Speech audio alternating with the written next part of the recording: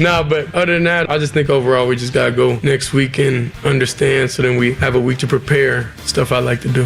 The defense still shined in the loss. Myles Garrett recorded 5 tackles for a loss and 4 sacks. Devin Bush recorded 4 tackles and returned an interception for a touchdown, while rookie linebacker Carson Schlesinger led the team with 10 tackles. In other Browns news, Bernie Kosar set to receive a liver transplant this morning. The procedure was initially scheduled for last weekend, but got delayed due to an infection in the donor. Kosar told Cleveland Magazine earlier this year he had been diagnosed with cirrhosis of the liver and Parkinson's. Around the AFC North, the Steelers maintained their position at the top of the standings after a 34-12 victory over the Bengals yesterday. Aaron Rodgers exited the game just before halftime with what was initially reported as a hand injury, according to ESPN. The quarterback has a slight break in his non-throwing wrist and is set to undergo further testing today. Some other scores around the NFL. Bills taking down the Buccaneers 44-32. The Bears beat the Vikings 19-17. Chiefs fell to the Broncos 22-19, and the Eagles improving to 8-2 on the season after beating the Lions 16-9 in Sunday Night Football. You can now find 92.3 The Fan on YouTube. Subscribe to our YouTube channel and get the best content from our shows each and every weekday. That's 92.3 The Fan on YouTube. Headline sports news every 20 minutes on 92.3 The Fan. From the University Hospital Sports Desk, I'm Meredith Kane. Catch Afternoon Drive with Nick Wilson and Jonathan Peterlin live on YouTube each and every weekday from 2 to 7 p.m. The Ken Carman Show with Anthony Lima. Ladies and gentlemen, Shador Sanders is at quarterback. And listen to the crowd. Buckle up, everybody. Sanders waiting for it. His first NFL snap. Roll out to the right on a play fake. Throw right, caught by Tillman at the 29 and run out of bounds. Ravens bringing the pressure up the middle. Hamilton, they pick it up. Shador hit as he throws it. He's picked off. Left side, it's Wiggins. Mark Andrews takes the snap. He runs right. He's got a hole. Mark Andrews might be gone. Chased by Schlesinger. Andrews, touchdown. Ravens showing pressure. Third down. Shador to throw. Sands at midfield. Shador throws back right. It's caught by Judy. Turns it upfield. Jerry Judy breaks a tackle, breaks another one. First down, Browns. Shador the snap. Ravens pressure again. Shador gets out of it. Shador going to the left, directing traffic. He's throwing end zone, and he overthrew Bond on the back line. Shador has the snap, looking left. He is throwing for Larvidan, who comes back for it. He's got it. No, now it came out. Oh, he had it. He had it, and it came out. Fourth down, here we go. Shador to throw, pressured, rolling out to the right. Gotta throw it, throws, knocked down, incomplete. Browns lose. They fall to the Ravens, and for the first time since 2020, the Browns have been swept by the Baltimore Ravens. This is Cleveland Sports Radio, 92.3 The Fan. Audio courtesy of the UH Browns Radio Network. Well, Lima, you hate to say you told him so, but I think you told him so. Oh, that comes off kind of harsh. But it was true, wasn't it? It was a disaster from the word go. From the first OTAs, when you got 4 different guys out there, it was a disaster. And this was a disaster that you saw coming for a long time. And I got to tell you, I said it this entire time, like, man, do you even want him out there with him?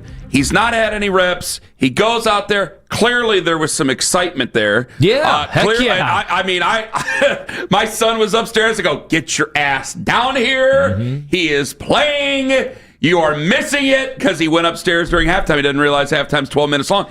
And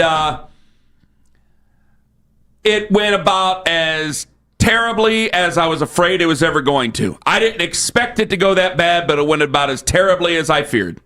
Kenny, my phone exploded when the news had hit the broadcast that there was a concussion and that we weren't going to see Dylan Gabriel, or at least that he was going to be evaluated. And once that happened, I told you all year, I'm like, man, this is the least amount of engagement I've ever gotten during Browns games every week. And that changed, most amount of engagement. That changed dramatically. The moment that happened, I could not keep up with my phone. It was bonkers. And everybody wanted to see, everybody had a curiosity, whether you adore Shador, whether you've deified him and put him in this category, or whether you hate his guts and you've been unfair with him since day one. It didn't matter. You wanted to see what that was like. And unfortunately, it went exactly like I thought it would go. And I'm not exactly like you thought it would go. It did. It could not have been more like it. It was Johnny football. It was Johnny Manziel all over again against Buffalo. Like, it was exactly what I expected. And yet I wanted to see it. I was excited to see it. He had us thinking with that ball that got stripped out in the end zone, that he might have had a chance to tie or even take the lead. Like, I'm sitting there going, well, they got to go for 2. Like, I thought it was a touchdown. And he at least gave him a chance by putting the ball in the end zone. But unfortunately, like, I don't know how anybody expected a lot out of him in that moment. I just did not. It was... So I think that whoever you want to blame the most, I think you're going to end up being right about today. With the exception, you know what, I don't... I think a lot of people just didn't want him to be here. I think a lot of people are doing some weird victory lap right now because they didn't want him to be here. I don't know what it's been over the last 5 years, whatever. I think it's a culmination of a lot of things for a lot of fans. But when it comes outside of the quarterbacks, I throw Dillon Gabriel in here too. Outside of the quarterbacks, I mean, you could put this on everybody. Because I'll tell you this, I don't think except for a Myles second. Garrett. Except for Myles Garrett. I'm sorry. Except for Myles Garrett. I'm talking about front office people. I'm sorry. Thank you very much. I'm talking about front office. I'm talking about Kevin. Because, again, this is where you can't separate and you can't just blame one side. And I opened up emails and like, this is all Kevin. It's all yeah, Kevin shares a hell of a lot of responsibility as a head coach of the football team. But this is on everybody. How he got drafted, how he didn't get reps, how he didn't practice with 2s or 3s, or forget the 1s. Forget the 1s. Forget all that. Running 4 quarterbacks in 2 fields and signing extra wide receivers so you could try to get some reps to the quarterbacks, because it's not like it was in the 70s. You can't just practice all day and make sure that he gets all the reps that you can possibly handle. No.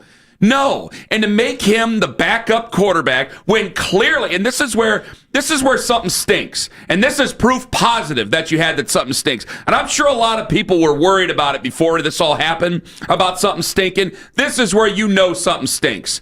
There was zero intention to make him a backup quarterback. You put him in a position where he had to come in if somebody got hurt, if Dillon Gabriel got hurt, and Dillon Gabriel, you knew it was going to happen. And he got hurt, and here's Shador Sanders, and he was set up for failure from the very first moment. And he was really set up for failure, not just even in this game, he was set up for failure from the very beginning. And I could sit there and, hey, I could say the things that a lot of people are worried about with Shador Sanders. Is he a guy that makes accurate passes? In college, yeah. But does he make the right reads? We don't know. Was it a situation where he looked to his first read and then created in his offense within the last 2 years at Colorado and the first 2 years at Jackson State? Was it that type of play? Because that seemed to catch up with him. Because you just saw Zach Gorey. I mean, he had old Ravens coming out of the stands to go after him. I mean, 3rd down and short, 3rd down and long, it didn't matter. He was sending the house because he knew you can do a cover 0 and run a blitz, and he ain't going to see him. He wasn't going to see him. And that's the lack of preparation that you have. And I can only hold his feet to the fire for so much because you knew it was a project, and Kevin knew better. And if he would have put his foot down and would have stopped this, maybe we wouldn't have seen that yesterday. We'd be bitching. We'd be totally bitching that Bailey Zappi was out there instead of Shador Sanders. True. But the biggest fear for a lot of folks here in this city, Browns fans in this city who are like, hey, maybe he'll give us some. The biggest fear came to fruition yesterday. And they all wear it. They all wear it. Whoever drafted him, whether it be ownership, whether it be the general manager, whether it be the head coach, it's all worn. Whoever made the decision to make him the backup quarterback, because I don't believe for a second it was Kevin Stefanski. There ain't a chance in hell to me that it was Kevin Stefanski who decided to make him the backup quarterback. Whoever put him in that spot to bring him, have to come in a game and do something like that, absolutely patently ridiculous. Ridiculous from every single sense. And so now I got to put him out there eventually. I don't know if Dillon Gabriel is going to be out of the concussion protocol. And now I got to put him out there against Las Vegas. Las Vegas isn't a great team. I'm just nervous in general now. Yeah. Listen, you're playing the blame game when you have to. But wait a second. That is exactly how 98% of 5th-round picks would look in that situation. But so what is the blame game? Exactly. Guys, 5th round picks are not supposed to start. And they're not supposed to be backups. And they're certainly not supposed to come in against the Baltimore Ravens. So who am I supposed in that situation? So why don't I blame anybody? I just absolve everybody of responsibility here? No, I mean, what do you think this is a developmental league where 5th round picks get a shot to develop? No. Like everybody always brings up. Listen to what I'm saying. Yeah, I am, but everybody always brings up Patrick Mahomes, who's backing up a veteran for a long time. Everybody always brings up Jordan Love, or before that, Aaron Rodgers, but they were backing up guys that were stable. This situation was not one of those where it's like, hey, we're all getting every breath that we take, every moment is going to be valuable moments because we're going to develop the 5th round quarterbacks. Like, that doesn't happen in this league. The 5th round quarterback doesn't get developed like that. They're supposed to come in, hair on fire. Good luck. Here, you're thrust into a situation. Good luck, and we have no expectations. No, did you have an expectation for him to play well yesterday? I didn't. That's why I was nervous when he went in. I was nervous. I was excited. I wanted to see him. But then immediately you go, oh my God, he hasn't had any first-team reps. He has had barely any reps at all. Anthony, you got to hear what I'm saying, is that they use the term development all year long. They mentioned development. They talked about it. And then they traded away Kenny Pickett, and then they traded away Joe Flacco during the season at the very beginning of October. Yeah. So it puts Dylan Gabriel in a position where there's no net, and then it puts Shador Sanders in a situation where there's no net. That is not the right way. They use the term development. I didn't use the term development. But that's not you what this, didn't. That's, they that's did. Just not so what I'm this, going to blame them. That's not what this league is. It doesn't matter what this league is. It's who they are. But this league is not Kenny about making sure to force feed a 5th round pick that should not have been drafted after they took a 3rd round quarterback. That is not what this league is. We're not a charity case. This league is not set up to make sure that Deion Sanders' son gets 1,000 reps. I'm sorry, Josina, and I'm sorry, Ken, and I'm sorry all these people that are trying to act like the Browns are sabotaging him. He's a 5th round pick. I didn't say it was What are you guys expecting this league is about? Hold on. This isn't Little League. Hold on. This isn't T-ball. Hold on. We're not trying to foster some great environment for kids to learn. It's the NFL. This is not sports talk radio in Seattle. My God. This isn't. No, shut up for a second here. Sorry to say ridiculous. it like that. I take that word away. I take the shut up part away. But let me get back to the matter, because now you got me really pissed off at you. Because let me tell you the truth of this matter. You are not talking about any NFL team. You are talking about the Cleveland Browns. That's who you are talking about. You need to adjust your conversation to this football team, because that's the entire reason we're in this quagmire. You are not talking about the Chiefs. You are not talking about the Eagles or the Lions or anybody else. You're talking about the Browns. And so when we're talking about the Browns, I have to suspend reality, because it's all there for everybody to see. And the other part of it is that yes, they did it wrong. No other team would do it this way except for us. Well, I agree so they with all you. wear that blame. I agree That's with you what there. I'm saying. Yeah, but I mean, it looked like DTR getting thrown in against the Baltimore Ravens. That's just, this is not a league where we sit there and hold your hand. And how mad was I when they put DTR in against the Ravens? Yeah. It made no sense. That whole week made no sense. And what round was he? 6? 5? 5th. Yeah. If I'm not mistaken, DTR was 5th. So guess what? We're just making the same mistakes over again. Because we don't value things the way that other franchises do. So we put him in. What happened against the Ravens with DTR? I went absolutely bonkers because it was a terrible showing. And here comes Shador Sanders. And yes, obviously, Shador Sanders has a massive fan base, much bigger than DTR did out of college. But for the love of God, it's the same results. It's the same results. So if Kevin's fighting some uphill battle and he didn't step in the way, well, I'm sorry, you're the head coach and you wear it too. So that's what you get. And that's what we got yesterday.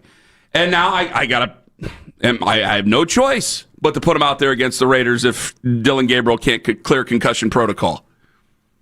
And they said that if he's not able to do it, it's definitely going to be Shador in that instance. And quite frankly, maybe we're just as guilty, because after everything we just said, after the argument we just got in, we're all sitting there saying we want to see more of him, because he has that magnetism. Like he does have that to him where it's like, man, I do know that guy will at least throw the ball down the field. Is he going to get sacked in the process? Is he going to revert back to all the bad habits? Look, guys, we've been doing this the entire time, and we've said it the entire time. There's been a lot of things that a lot of us have got wrong, including myself. And I'm going, guys, you got to be looking at the quarterbacks until Shador proves you different, or until they prove you different. And I don't even know if he really got an opportunity to prove anything different. We can chew the fat on that. We can chew the Ken on that for a long time. My issue with it is that, again, you take a guy, you knew he was not just any fifth-round pick. And it's been mismanaged from the very beginning. And I have tried to I've tried to see it in a sunnier disposition, and I can't do it. And now here we are. And now I'm nervous about him being put out there. And I'm sure there's plenty of people. There's a weird thing going on in the internet where there are people who are fit to be tied with the Browns, and there are people who are smiling about this for whatever reason. There's Browns fans even who are smiling about this. I mean, regardless of the fights that we're having on the internet, for the people who are Shador fans just dropping in, here is your welcome. This is the welcome. This is where we say, you haven't dealt with anything like Shador fans. Yes, we have. I've dealt with this for 14 years of my career. Really 18 years, they actually, come in today. many different sizes and shapes, but they all end up looking the same. Yeah, at another station, today is actually my 18th anniversary. Come to think of it. Happy anniversary. Congratulations on all your success. 18 years, and I it's not changed, and I now welcome all you with open arms. You finally get to see what we've been seeing for a very long period of time. And your favorite quarterback, just like Oregon's favorite quarterback, just like, was there an Alabama quarterback in there? I'm sure there was. Just like any other favorite quarterback, Kentucky's favorite quarterback, all these other fan bases' favorite quarterback, Texas A&M's favorite quarterback, that was more him. All these other fan bases and their favorite quarterbacks. This is what you get. This is the experience. Welcome to it. Come on in. The water is warm. But the blame game, Anthony, if we were covering the Kansas City Chiefs every day, I'd totally tell you, yeah, I'm with you. No, this is Brownsian. This is a unique Brown situation, and it's uniquely bad 98% of the time. 216-474-0092. Do you play the blame game? Ken Carman, Anthony Lima, Fat and Thin in the morning on the Fan. Anthony Lima, floors with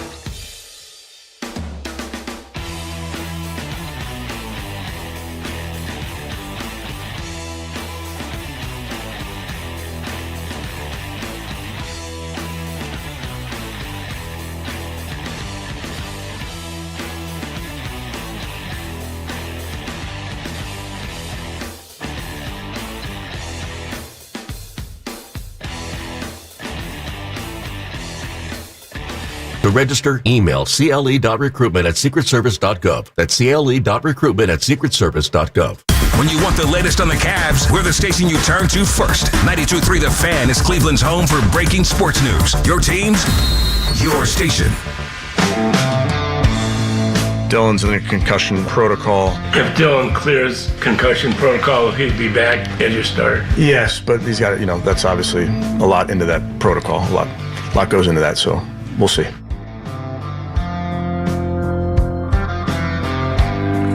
Good morning. That's Kevin Stefanski yesterday in the postgame, saying that Dylan Gabriel will play if he gets out of the concussion protocol. He will start. Remain the starter. Here you go. Was this a nice injection into the Browns season? It seemed like it was becoming irrelevant very fast. Really? Oh, I thought this rejuvenated. This rejuvenated me and a lot of my friends in a big way. Well, I thought if he was going to play, he was going to start. The Shador. And I wanted to feel better. I never felt good about him being the backup. As God is my witness, you know it. You're not God, but you're my witness. I never felt good about him being the backup. Well, you wanted him to start, didn't you? I wanted him to start. Yeah, I thought he might start against the Jets. And then I was like, well, I'll probably start against the Raiders. And I never thought it was a good idea to make him the backup, the primary backup. Like, eventually I thought that this team would be bad enough that he would just, all right, let's just see what he has and let's come up with something that he's going to be able to help, that's going to be able to help him and go out there. But to conduct this offense was not going to be the thing. They put out the story, they didn't. Rappaport put out the story. It was leaked that they were going to play him eventually this year and that they wanted a week of practice leading up to that. And then the next week, they made him the backup because he had to run a different offense. He was not cut out for this offense. That's what Rappaport had written. That's what he and Pelissaro had reported. And so to make him the backup in this offense, it flies in the face of any common sense out there. And so you make him the backup. I mean, hell, Wyatt Teller's like, I never heard his cadence. I never heard his cadence. There you go. And the whole first team reps thing, I'll say it. Is it overblown? Yeah, to some degree, certainly. But when he's never, ever ran that offense and you're making him the backup, and you're not backing up Peyton Manning, you're not backing up Tom Brady, you're not backing up Mahomes or Lamar Jackson or anything. I mean, you're backing up a guy that a lot of people are counting down the days until he's gone. And you put him out there, it wasn't going to be successful. I ain't mad at him. I ain't mad at Dylan Gabriel for that matter. I'm just mad at this. I'm mad because a setup that you and a lot of people like you questioned back in the summertime, and it was certainly unorthodox, reared its ugly head yesterday on the field. Are you saying then that this should have just been a gap year for him? He should have just sat the whole year? From what I know, I think Stefanski was thinking it was a gap year for him. Because again, you are learning something, it seems, completely different than anything he had ever done. I mean, whatever this was yesterday, that was not competitive. And a lot of it seemed to be either luck or just brazen craziness on his own part just to try to move the ball down the field. But there was no rhyme or reason to anything. There was certainly no rhythm. And it was bad. It was bad from the word go. And so, hey, we reaped it, now we sow it, I suppose, myself included. So here we are. I wanted to get a good look just to know whether or not he was there, and we'll get another chance to get another look at him, trust me. But this is my problem with him being the backup from the very, very, very beginning. You're having him back up in an offense that you said you didn't even want him running. But if they would have announced, why is he the backup? But if they would have announced last week, why is he the backup, Andrew? If they would have announced last week that Bailey Zappi was the backup, wouldn't you have lost your mind also? No, you wouldn't have. I said it I said it to you on the air. This town would have lost their mind. I said it to you on the air. I would rather him be the You would have calmed everybody down. I've told you 3 times over the last 3 weeks. I said I would have rather Bailey Zappi been the backup. Check the tape for the love of. I can't. I don't want to say. I'm not trying to. I'm trying to be a new me here. For the love of everything, check the tapes, Tom. I feel like this town would have wanted to burn down the building. I'm sure they would have. But just because you're the backup doesn't mean that I don't want you to be the starter. I didn't want him to be the backup. I wanted him to eventually start and play. Everybody would have said, what's the point? They were saying that when Joe Flacco was the starter to start the year. This seemed like either a tank year or a transition year, whatever you want to call it, but that winning was never really the ultimate goal this season. So what was the point of having Flacco if then, you're in the same scenario later in the year, you would have gone to Bailey Zappi. It would have been like, he's not in our future plans. Well, I didn't think what is the point of that? Bailey Zappi wasn't in the plans, and they traded away Kenny. So it was probably going to be either Kenny then Joe or Joe then Kenny. And then it was, off to the races with the other 2 guys. But you know this. Dylan Gabriel played before he should have. And Shador Sanders is playing before he should have. And all it's doing is messing up your offense, and it looks terrible. And you have one of the best defenses in the NFL. I mean, would you have played Deshaun Watson over him if the window would have been opened up? No. That I won't go that far. And I've been on the record many times over about both those Here's QBs. something from last Monday. Okay, fine. This has to end. I'm still not at the point of putting out you-know-who, but this has to end. Why won't you go to Shador? I'm not talking about Shador there. You know who I'm talking about. Put Shador out there. I wanted him to start. I don't want him to just play in the offense. Yeah, but him starting last week would have looked exactly like that. We think because he would have had reps this week, it would have looked any different. He would have had a better chance. It's still his first NFL game. He would have had a better chance. Maybe he just sucks. That's fine. But he would have had a better chance at success than whatever that was yesterday. That's the point I'm trying to make. You didn't set him up for anything. There was nothing set up. There was nothing set up to be any bit successful whatsoever. And because we're just in this big hurry as an organization to put stars out there, we got what we got. And we're going to continue to get what we get if you make him the backup again and he has to go back in there again. Give him a week to start. See where it goes. We got plenty of time. All we're doing is sitting around losing football games. That's the point I'm making here. It's not just put him out there by all costs, by any means. Here's Shador yesterday. I don't think I played good. I don't think I played good at all. I think it's a lot of things, we need to look at, during the week and go and just get comfortable, even throwing routes, with Jerry and throwing routes with all those guys. So I think that was my first ball to him all year. But other than that, I just think overall we just got to go next week and understand so then we have a week to prepare stuff I like to do. There you go. Stuff I like to do. We have a week to prepare. I mean, did you just hear what he said? That was what they reported a month ago. To make him the backup. Who made him the backup? Who did it? It could not have been Kevin. It could not have been Kevin. I'm not going to do what Pony did and pierce my nipples if it ends up being Kevin. There's no, Kevin. I know there's no way that was Kevin. There's no way. So I don't know who made him the backup. But the fact that the head coach didn't even have the power over who was the backup is part of your big problem as well. Because he just said it right there in the clip. Well, we'll get a week to prepare and we'll run some of the stuff that I run. Yeah, because he's not supposed to be the backup in this offense. But the funny thing is, it looked exactly like Colorado. That did look like the stuff he would have been running in Colorado. It looked identical. Did that look anything different him running for his life? Yeah, it looked a lot like what he would do in Colorado. Yeah, the guy that took 90-some sacks in 2 years, that looked identical from the Colorado playbook. That's why he lost 27 yards on sacks and 2 sacks yesterday. And he ran himself into negative debt. Yeah. Then the interception, then he almost that screen pass, that would have been a pick six. Like it's kind of the danger that he plays with overall. You want to go to phones? Yeah. Okay. Jeremy in Cleveland. Hello, Jeremy. Hey, guys. How you doing this morning? I'm doing wonderful, Jeremy. You can tell. Go right on ahead, friend. So I just want to say, I watched the game yesterday, saw Shador get in. I've been waiting for it all season. Stefanski failed Shador completely from day one.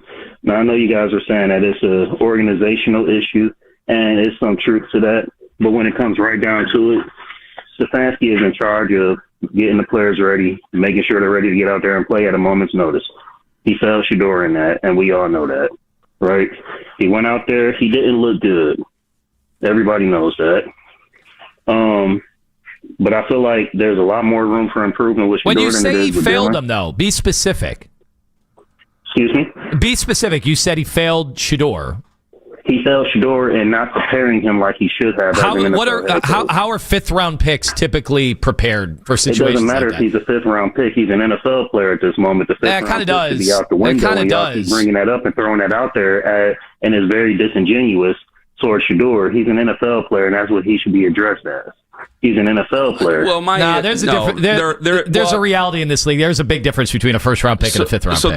This is my issue here, Jeremy, is that, and again, I think that he wasn't set up for success, and this is why he should not have been in the backup. He should not have been the backup in the first place. I mean, if you're going to have him out there, you could at least given him a week to start. You could have done some things that made him a little bit more comfortable. The thing about doing wrong is not just about him and even just the offense and things like, and Jeremy, thank you for the call. Even the things that they ran yesterday. It's about that he was the backup in the first place. It said he was the backup in the first place and the guy that came in if Dylan Gabriel got hurt. And so, yes, it would have been a very, very, very, very, very difficult decision. But we all had the feeling that Bailey Zappi was going to be the backup weeks ago. After Dylan Gabriel was a starter, we all had that feeling, and it ended up being Shador Sanders. And I've been sitting here waiting for this moment. Were they listening to the fans? Do you think they were buying into what the fans were saying, the outrage of the fans? No, I think that people like you. Is that what it was? What was the outrage? What's the outrage of what? Again, I wanted him to start. I never wanted him to be the backup. There is a clear difference. People like you keep giving me the like you thing. Yeah, you wanted to see him, and you got to see him. I didn't want him to start. You got to see him in record time. That's what Ken Carman wanted. Okay, great. Awesome. I don't know why you're so mad about this. Blame it on me. There's no blame. I said it a million times. You said you wanted to see him. I said it, but I said I wanted him to start. Okay, I said I never wanted him to be the backup. You don't get everything tailor-made for your NFL debut. Yes, I do. Guess what? This league is hard. This league is really hard. Yes, I do. This league is not some charity case where we have to do everything we can to tee up a fifth-round draft pick. That's ridiculous. When this team is doing what they can to evaluate, with the exception of signing one guy to a generational contract that is untradeable, with the exception of that, when that team does what they can to basically evaluate the season, yes, I do get it that way, because you're shooting yourself in the foot. That's what you're doing. That's why you try your best. You have this guy that you made a big deal about. You sold his jerseys. You made a big deal about him. You put him out there in front for everybody. And what did you do? You'd never set him up for success. That's why I'm angry put him today. in the garage all year. Get that through your head. Just punt on his first year. It would have been better than making him the backup. But you would have been mad. It would have been better than making him the backup. You would have been furious. No, I would. Yes, you would. Had we have gotten to week 17 and there's no Shador Sanders, Ken Carman, you would be screaming. You would be. I love how you keep telling me how I'm supposed to feel. You don't think you would have caved into the fans and their sentiment? I would have rather him been out there to start. I flat out don't believe you here. Anthony, I don't believe you. Okay, fine. I don't believe Ken Carman would have been okay if this would have been a gap year for Shador Sanders. There's just no chance. You would have come on the air every week as they're losing games and said, no, this is the right way. This is what Ken Carman advocates. I don't think he should play this year. You wouldn't have done that. No, I wouldn't have done that. Right? That's what I'm saying. So you agree with me. Would I not come to an acceptance? First off, I don't like your tone towards me right now. Don't you talk down to me for a second. Don't talk down to me for a second. I think we can be honest. I think we can be honest with the listeners. Have some respect for yourself and have some respect for the show. Please be honest with the listeners. I'm being honest and with the don't listeners. act like you wouldn't have gotten outraged. Let me be honest with the listeners. Would I have been mad? Yes. Would I have reached a point where I accepted that maybe he's not ready? Yes. Yes. Okay. Yes. Okay. I've been trying to tell you that for the last 40 minutes. Okay. But you get what you want out of me. You got me screaming. You got me yelling. You got me mad. You got me on the verge of cussing at you that I got to dump it. We're one step away from me coming over the table at you, for crying out loud. For the love of God. Do your victory lap. I know you want it. There's no victory lap. I know you got it. Do your victory lap. I know you wanted it and you got it now. Go do your victory lap. Anthony was right. Everybody was wrong. Go get on the internet. Go rip all the people who've been ripping you and calling you terrible things. I know what you wanted. You got what you wanted. You want him to go out there and not be successful because you know the Browns aren't successful. You know that they're not a well-run organization, and you knew it. And I knew it too, but the difference is I did want him to be successful. You wanted this. You got this. That's what you got. Do your victory lap. So Ken is now telling the fans that I'm rooting for them to lose and want him to be bad. I think you knew. Okay, boy, this is like. You knew that this was I feel a bad like this is setup when the and show you were started. hoping it would go wrong. What are we, 8 years in? I feel like we're back to the first week we were on the air. That's fine. I'm good. Anthony's bad. That's fine. No, you got what you wanted. I know you want to gloat. Hey, at the very least, At the very least, we have Kenny Pickett's aunt back tweeting us again. At the show? At the show, yes. What's that lady got to say? Welcome back in, Aunt Kelly. Ken Carman. Whoa. We almost got ripped apart, and the person who brings us together is Kenny Pickett's aunt. Live on the Fan. 92.3.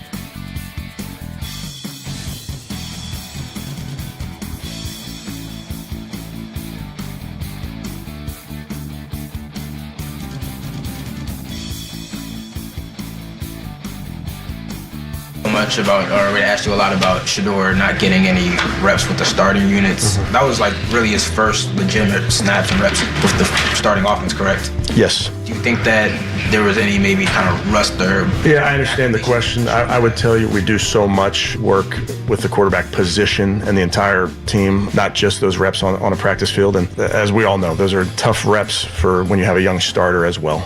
But there's so much that we do to supplement that type of thing. That's Kevin Stefanski there, as you would know, talking about the no reps for Shador Sanders. There you go. Some people are noting that they'd like to hear something positive out of yesterday. Can we give it up to Myles Garrett? Yeah. What a machine. What an absolute machine. Guy's pretty good at football. He's a sack master. It's great. Does it get boring talking about him? You run out of ways to describe how just pulverizing he is to opposing offenses. I can't say positive things about him without immediately drifting right into the mountain, because then I think about, oh yeah, what a great day, another great day wasted. Well, that's what I was going to ask. Was it what was the game where we got all the losses start running together? Patriots was a 5-sack game, and he sat at the end of the bench and he was fired up. And then after the game, you heard from him. It was a different tone yesterday, was it not? Well, now, maybe because the season's over. Maybe because they're not playing for anything other than he's playing for Defensive Player of the Year. He has a chance to be, and I think right now he's clearly the favorite on a terrible team. When's the last time somebody?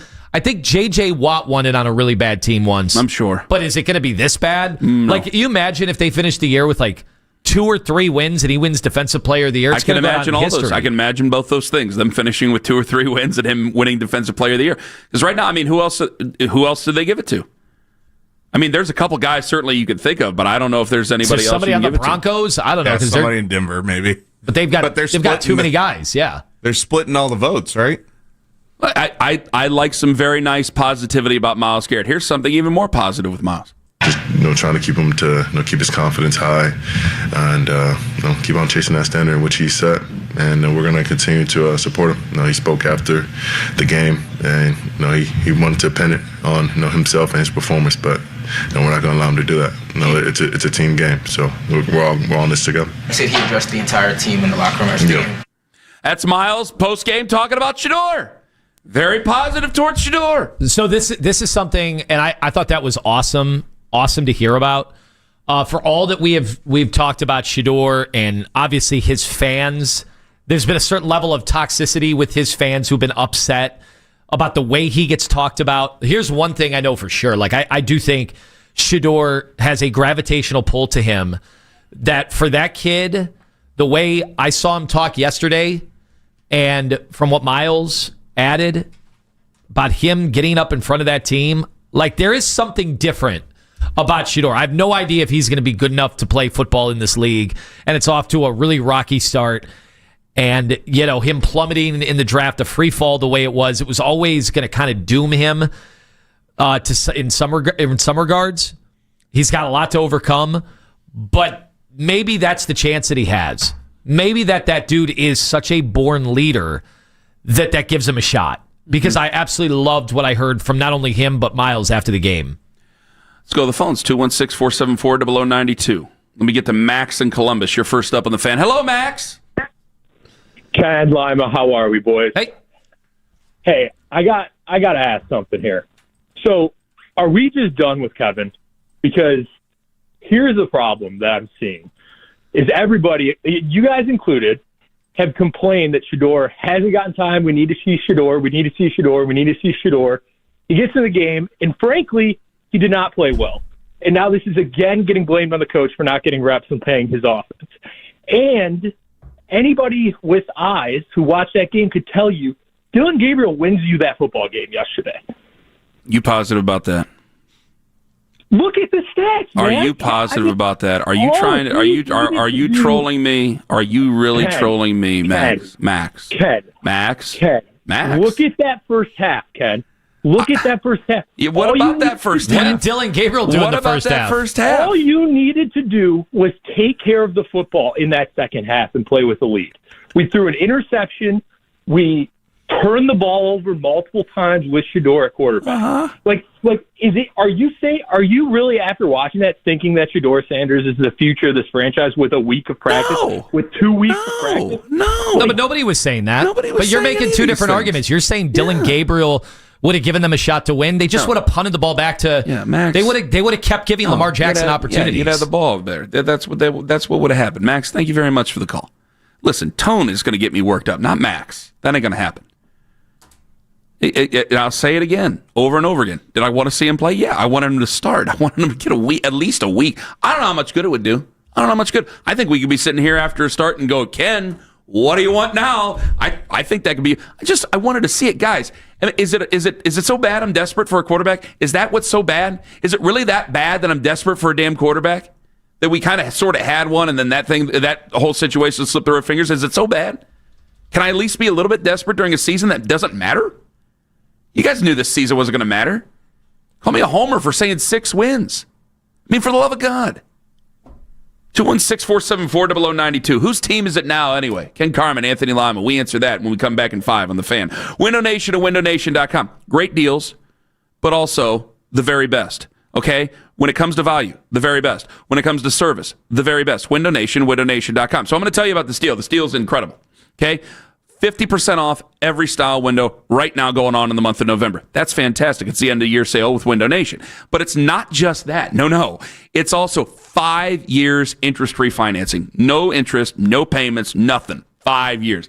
That's even better. And I can get you 2 free tickets to a Cavs game when you replace an entire house full of windows. But it's also the value. It's proven, on average, 30%. It saves you 30% on your energy bills.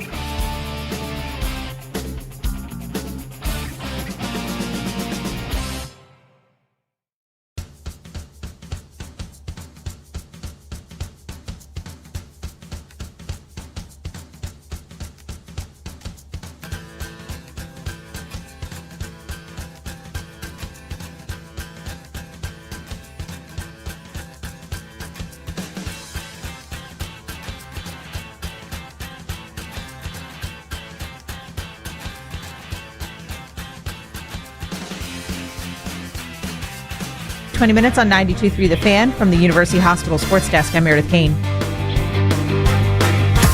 Just like you, they're still talking about yesterday's game. The Afternoon Drive, weekdays at 2. 92.3 The Fan. I want to thank God for giving me the opportunity to get out there. That's all you could ask for, honestly. A chance to get out there, get your feet wet, to experience how it feels, to even be out there with the team, with the first group, with everybody. So I truly was excited. At Shador Sanders yesterday, God, I hate this. I hate what you've made me. I hate this. I hate this day. God, I hate it. I hate it. Myles Garrett was good, and we wish Bernie well. We hope that he pulls through the surgery great. He's getting his liver transplant today. Tone was texting. We were texting. Hopefully that everything goes very, very well. We're praying for Bernie. I think all Browns fans everywhere are praying for Bernie. And we continue to send our thoughts and prayers with him as he goes through this journey. But after this, my God in heaven, what a night last night was. Wish the game would have been at 1. That would have been the only thing I would have. Well, I wish he would have played well. It defies logic to put him out there. I'm trying to remain calm. You got me really angry in the first hour. I was surprised how angry you got, to be honest. Because I think I was accused of saying things that I've never said. Did I want to see him? Of course I wanted to see him. And I said, can I be desperate? Can I be I'm serious. I am desperate.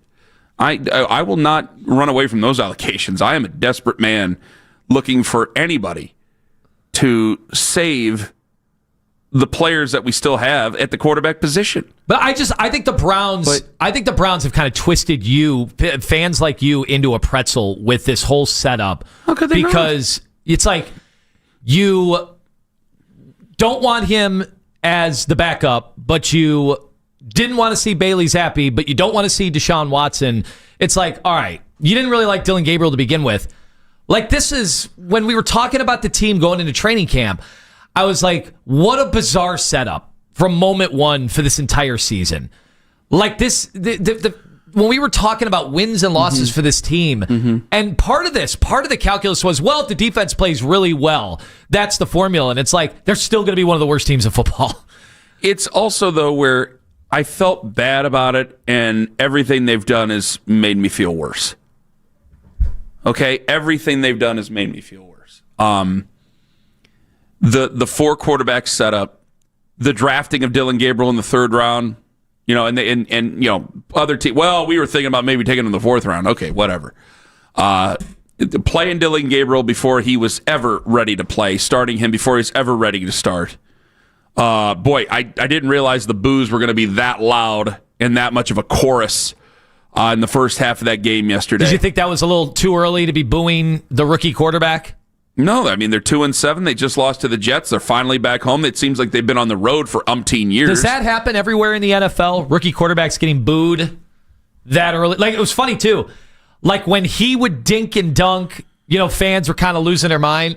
And then Shador's very first pass was kind of a dink, and the place went nuts. Yeah, well, yeah, they were. It was so hilarious, the contrasting emotions. Because I think a lot of people felt the same way I do. It's like, hey, I think that Dylan Gabriel could, and a lot of this is, follow me here, because it's going to feel like it's nonsense. Dylan Gabriel could have the longer career. But I think that Shador Sanders, if you're going to find somebody with a ceiling, Shador would have the higher ceiling. The better chance for greatness. And that starts to erode after yesterday. And I think a lot of us are just looking for something to fix this, to not have to have these same conversation where Myles Garrett has 5 sacks and you get hammered. Myles Garrett has 3 sacks and you don't score any second half points and you lose 22-16. Like these are the type of things that you just can't fathom. And they happen, and so now you're desperately trying to save it. And the only thing I'm going to try to correct, and I've already told you this a million times. Again, I've been on the record about this. The only thing I'm trying to correct is not doing it again for somebody next year. Because they're going to go after a quarterback next year, and we're going to find ourselves in this situation again next year. So I don't want to find myself in this situation. That's why I'm advocating, okay, let's go to a retread, and let's put whatever kid they get, let's put them behind, and please don't hurry this. Please. Well, Shador was asked about the reception by Andy Baskin. Oh, right? yes. And he brought up the booing and all that, too. Shador brought up the booing. Here it is. Did you notice the reaction from the fans when you came into the game? Were you able to soak that in? Yeah, I'm extremely thankful. Well, first, let me say this. When Dylan out there playing and all that, I appreciate the fans. I appreciate everybody, but it don't really. I'm a good person overall, so I don't really like him not feeling comfortable, confident, when he get out there. So, it puts everything in a tough spot, and it's not helping the team. That could be taken as, okay, I'm being a distraction, even though I ain't doing nothing. I'm not doing nothing, but I'm thankful for the supporters, thankful for the fans, thankful for everybody out there, that believes. And, when I got out there, I definitely felt them. And, I'm truly thankful for it. And, yeah, I'm just thankful that I'm out here. I'm thankful for the opportunity, thankful for seeing all them 12 jerseys out there. And it was a great feeling for that. But the feeling of losing, that ain't nothing we're going to get comfortable with, like, on my watch, for sure. See, and this is the issue of it. Shador ain't a bad guy. Dylan Gabriel ain't a bad guy. Both seem to be pretty nice people. We're just losing our minds and cussing each other out, myself included. Absolutely 100% guilty of this. Losing our mind and cussing each other out for what? Because I think you're not desperate, I'll give you that. But a lot of us are just desperate because every single day you're getting the old quarterback shoved in your face. Every single day I'm reminded of this albatross that they still owe a bunch of money to that hampers us being able to try to really win over the next few years that people don't even want to see. And so we're desperate to replace all that as quickly as we possibly can. And I think the franchise is. The difference is, though, is that myself and the fans, we can be irresponsible if we really want to. They have to be responsible to it. And this has been a mess from the very beginning. From the very beginning. And yeah, you are 100% right. If Bailey Zappi were to start before Shador, I'd have been very mad. I'd been very mad every week. I wanted him to start. I still want him to start. I still want him to have a week of practice with an offense that he might be somewhat comfortable with. I don't know how good he's going to be. Probably not going to be that good at this juncture. But I still wanted that chance because I'm not going to see it with Bailey Zappi. I'm not going to see it with anybody else. So I was hoping there because of my previous desperation. I would have been mad, but eventually would I have accepted that he just must not be that great? Yeah, I think I would have. It would have been a tough offseason had he never played. It would have been a real tough offseason. I still think it's going to be a tough offseason, but I think I would have accepted it. I can accept reality. It might take me a couple tries, but Tone, I'll accept the truth. That's what I don't want to be accused of. Like I look at him and go, man, this guy definitely yesterday, that's a project. And I don't think that 1 week of practice with an offense that he can run is going to fix everything. That's unrealistic. Well, what is an offense for Shador? I think it's more like, and I know you said it was a lot like what he ran at Colorado. I think that was on the fly. I'm just saying yesterday looked like the offense at Colorado. Well, if you're being facetious and saying running around for your life and all that stuff, yeah. Well, that's what he did. Yeah. And he made a lot of plays. That's college. Johnny Manziel did that. Johnny Manziel made a ton of plays, freelancing, and also running himself, into sacks and stuff like that. I'm going to have to put him in a place where, but the difference with him and Johnny is I think he actually works. Oh, and yeah. I probably shouldn't say this. I've seen it with my very own eyes in the building. So I've seen him working. It wasn't like he's like, oh, Kenny's here, so I got it. No, I've seen it. So I know he's working, and I know he has been working. Johnny never worked. But let me ask you, that everything you just said, though, like it looks like a project. He's fifth round, needs developing, all those things that we argued about to start the show. And everybody's coming after Stefanski, and how did they not get him ready? I guess I would just ask, like, all the stuff that you heard from all the reporters, the stuff from Albert Breer every week, like, guys, there's no trust in him to run an offense right now. There's been a chasm between him and Dylan Gabriel when it comes to that stuff. Is that what we saw yesterday? Is that validation for what those reports were of why the Browns kind of kept putting out that messaging that there was this gap, why he wasn't instituted earlier on as a backup quarterback? Probably. Everything you're worried about him being a backup? Yeah, probably. I would imagine so, yeah. Well, so that's what I mean. Like, then why are we coming after Stefanski? Like, the Browns were telling you in their behavior, in the way that they were messaging, in everything that you could see with the way they were handling the situation, then why are we then crushing them today? Because of the last 5 years. Because for a lot of people, Anthony, it was your head coach couldn't do anything with the previous quarterback that you had that does a pretty decent job with the Tampa Bay Buccaneers. For a lot of people, it's that, even though I thought it was bogus from the very beginning, and you did too, Deshaun Watson saw Kevin Stefanski's offense and said he had to be a part of it, or they offered him the most money. Yeah. Remember, they were the first team out at 10:30 in the morning on a Thursday.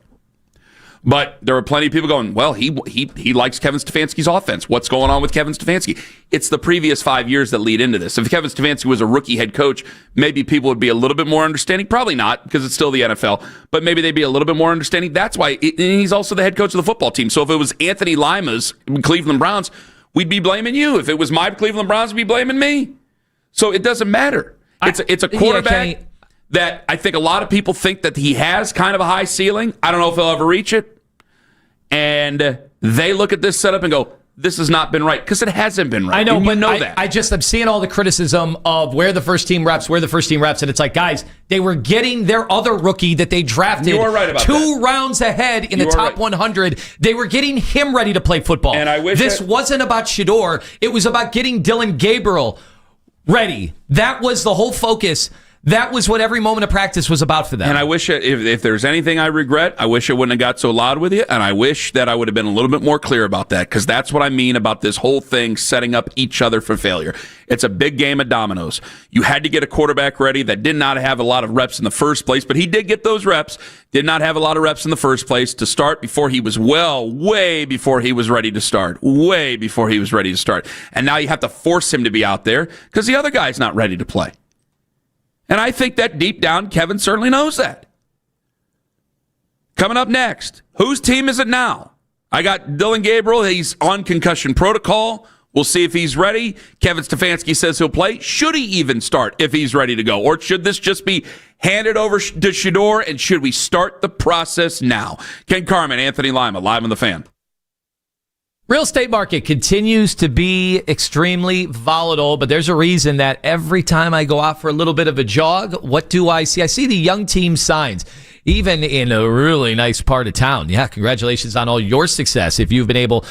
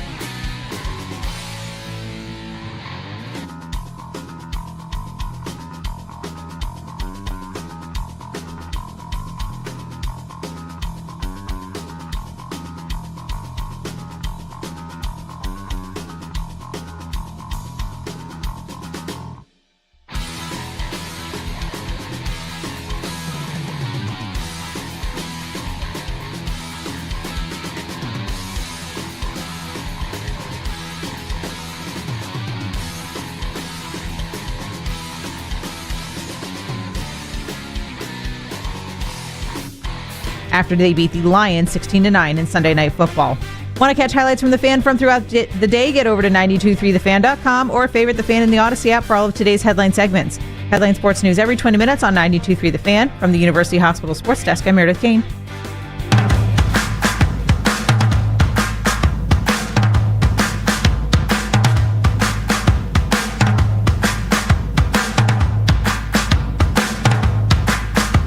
We are hitting the road. Come out, talk to us. Come out and talk to us. Maybe not all of you, according to some of the tweets I got last night. Nah, come on. But most of you. It is a fun, charitable event benefiting shoes and clothes for kids with 923 The Fan, Ken, me. We will be there. All listeners invited to join us Friday, November 21st at the brand new Bomber Sports Cards located at 203 East Royalton Road in Broadview Heights from 11 a.m. to 1 p.m. Special edition of the Emerging Podcast Scene presented by X10 Technologies. Come out and meet 923 The Fan. Enjoy lunch from Donato's. Admission completely free. And shoes and clothes for kids will be on site collecting new socks and donations for those in need. It's 923 The Fan's Shoes and Clothes for Kids event with Ken Carman and Anthony Lima Friday, November 21st. Bomber Sports Cards. This Friday. This Bomber Friday. Sports Cards. Broadview Heights. Broadview Heights. Bomber Sports Cards at Broadview Heights. Come on out. It's going to be a good time. There's food. Donato's is good. Told you about my buddy's brother who worked there back in the day. He doesn't work there anymore. He owns his own landscaping company. Still find people over there at Donato's. Come eat the pizza. Come hang out with us. Come on out. 11 to 1. 11 to 1. East Royalton Road in Broadview Heights, 203 East Royalton Road. Get on out there, please. I want to hang out with you. I want us to see each other and hang out. Come on out. 216-474-0092. Should he just start now? Kevin says I'd that have a lot Dylan more Gabriel's going interest. to be the starter. Funny thing is, obviously, I'd have a lot more interest. And people, weirdos online, stop. Online. Well, they're rooting for they're rooting for Dylan's concussion to keep him out of this week, and it's like, why can't they root for that? You root for Shador's demise. Okay, that's silly. Well, it's just you're rooting for a guy to have CTE. Like, what the hell is that? What kind of normal fandom is that? I think you might be taking things a little bit too far. But with that said, yeah, I mean, I think Shador is just more interesting to talk about because I think Dylan's got no shot in the NFL. People are saying Shador has no shot after seeing yesterday, but at least I do see a quarterback with arm talent. I just don't see the arm talent with Dylan. But, obviously Shador's got a long way to go. And like I said, when they drafted him, like, this is going to be a really, really difficult balancing act. Yes, it is. For anybody that is seeing the Browns in their draft situation next year, which right now, if the season were in today, what are they, 3-20 or 4-20 or what are the picks they would have? That they're going to take a quarterback. So how well would Shador have to play? He's already gotten all the way from 4-string to getting a shot to play in a game with, 7 games left? Yeah. And he's already got a shot to play. Like, how well does he have to play to keep the Browns from drafting a first-rounder to where he is not the focus again? Well, I think that people have had this wrong. There are plenty of people when they do and I see all the mock drafts and things like that from fans and stuff. I don't know what the website is they go to do the mock drafts, and they put them up there on the internet and go, take a look at it. I don't know what that is. But either way, I've seen them. And there's plenty of people going, I'm not taking a quarterback until I see Shador. I'm like, I think you got to take a quarterback until you see Shador.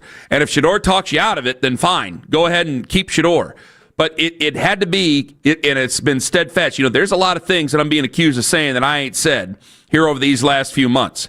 And it has to go with Shador Sanders and my exuberance for Shador. Yes, I wanted to see him play. Yes, I wanted to see him. I want to see him play well with the Browns.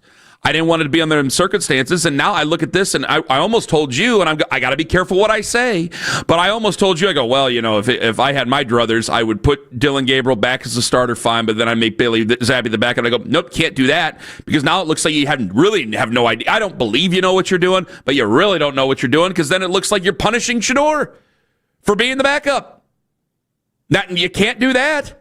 So now what do I do with Shador? Do I fix a previous wrong? Do I admit that if I'm the Browns, do I admit if I was wrong before and say he shouldn't have been the backup? Because he shouldn't have been the backup. If you were going to start him, you give him a week to get ready, at least. But you weren't going to do that. So then he comes in and he's the backup, and he's a heartbeat away. He's a concussion away, an injury away. And now he's out there as the backup. He's not prepared. He's not ready. Yeah, but is that how the rest of the NFL works, what you are laying out? But again, we're having the same conversation. This is the Browns. They're not like the rest of the NFL. But I mean, if you were Ken Carman in Cleveland and this situation was playing out in, say, Arizona, I'd call it a mess. I'm calling this a mess. Would you be saying that a fifth rounder can't come off the bench? I mean, this does happen in the NFL.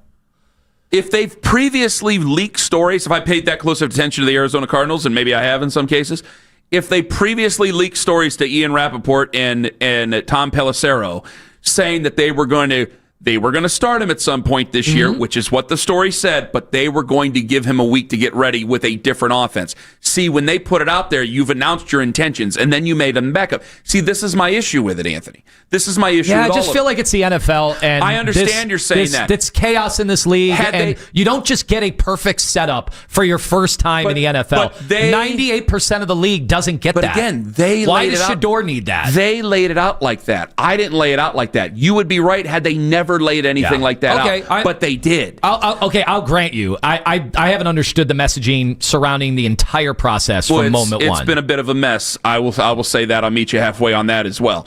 But when you've already said that, you've told me your intentions with him, that eventually you're going to play him, but you're going to start him.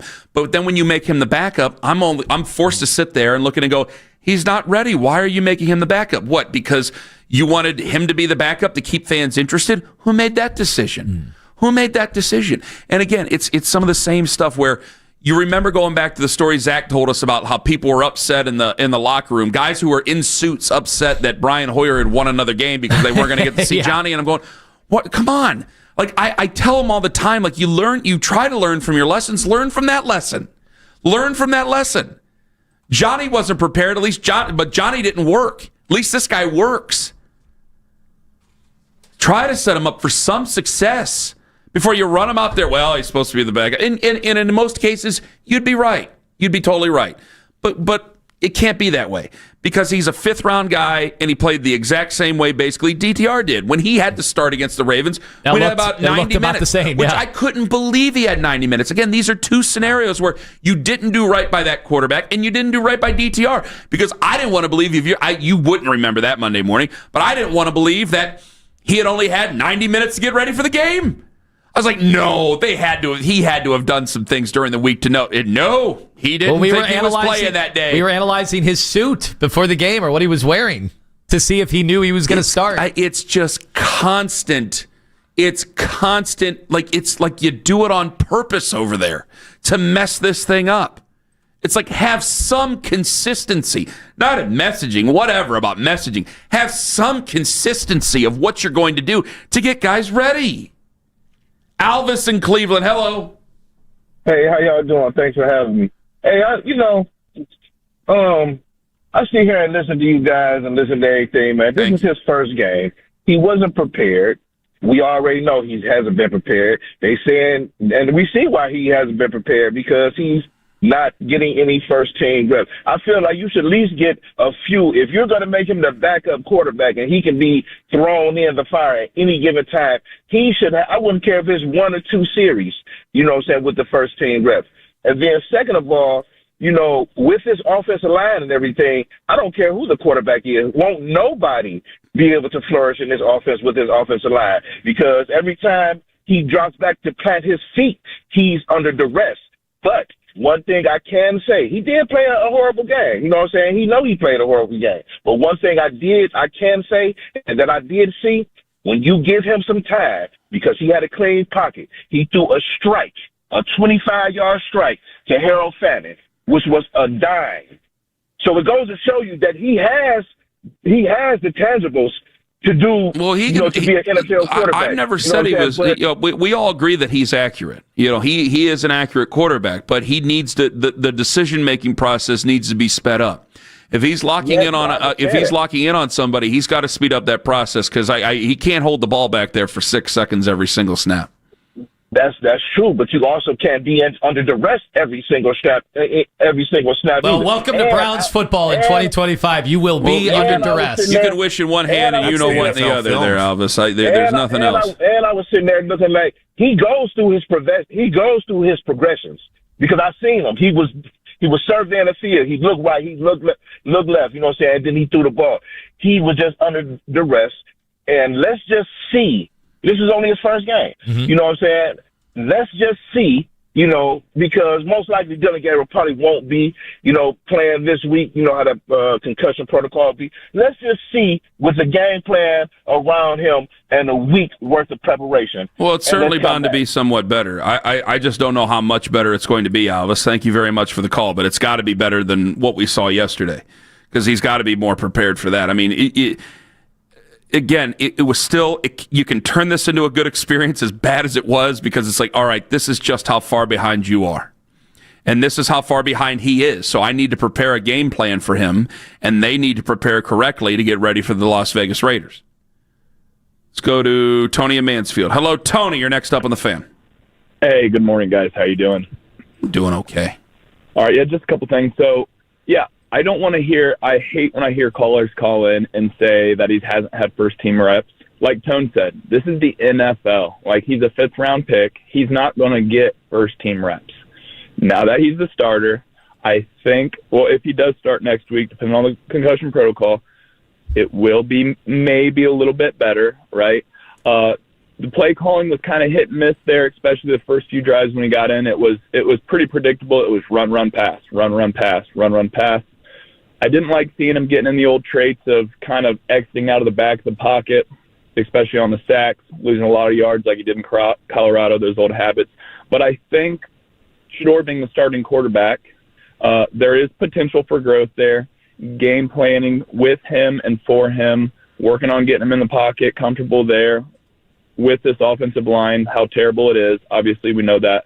But I think Shador is just a more, and I'm not trying to hate on Gabriel, right? But I think that's why Shador is so interesting too. Not just that he is a Sanders, but he just seems like a more likable person. And I don't, just what he does in the community, the way he handles accountability, the way he talks to the media.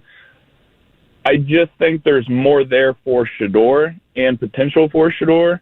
But yeah, it was what it was. First game. Hopefully they can get something going. But it's just, at least Myles Garrett's good. And hey, Schlesinger, he was amazing. Tony, thank you. I wish Schlesinger, the only thing yesterday was he didn't track down Mark Andrews on that play, and I'm like, if he were healthy, would he have tracked? I could not believe Andrews was able to score a touchdown on that play.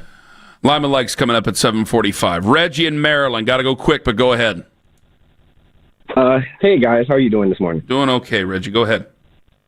Overall, I just think Shador didn't play well, but he was never set up in the beginning. Neither is Dylan Gabriel with this organization because all they do is say that they're going to play Flacco, say that they're going to play Pickett, and then they trade them away. Every step, they've just put these people down and put them in positions to fail and then wonder why they fail. And we see what happened. I mean, they called him a fifth-round pick, but he was projected as a first-round or second-round pick before the draft. And now you can't even see much of that because the Browns are doing pretty bad overall. Reggie, thank you very much for the call. This is where, the NFL clearly thinks differently of him than a lot of us did. And he probably went, you know what, for the greatness of or the best chance for him to be successful, I should have said, yeah, maybe the Ravens should have been the place. Maybe one of these other places should have been the place. He wanted the chance to play. He's getting the chance to play. Problem is, he's going to a place that I think they would have done this with somebody else because they've done it with somebody else. They've messed up the quarterback situation so many times over. And so you have to be superhuman for them not to mess you up. Superhuman. Because when have we ever handled it correctly? Never. 216-474-0092. What do you got next in Lima Likes? Was it too much monking or just the right amount of monking yesterday? That's in 5 minutes on the Fan. Anthony.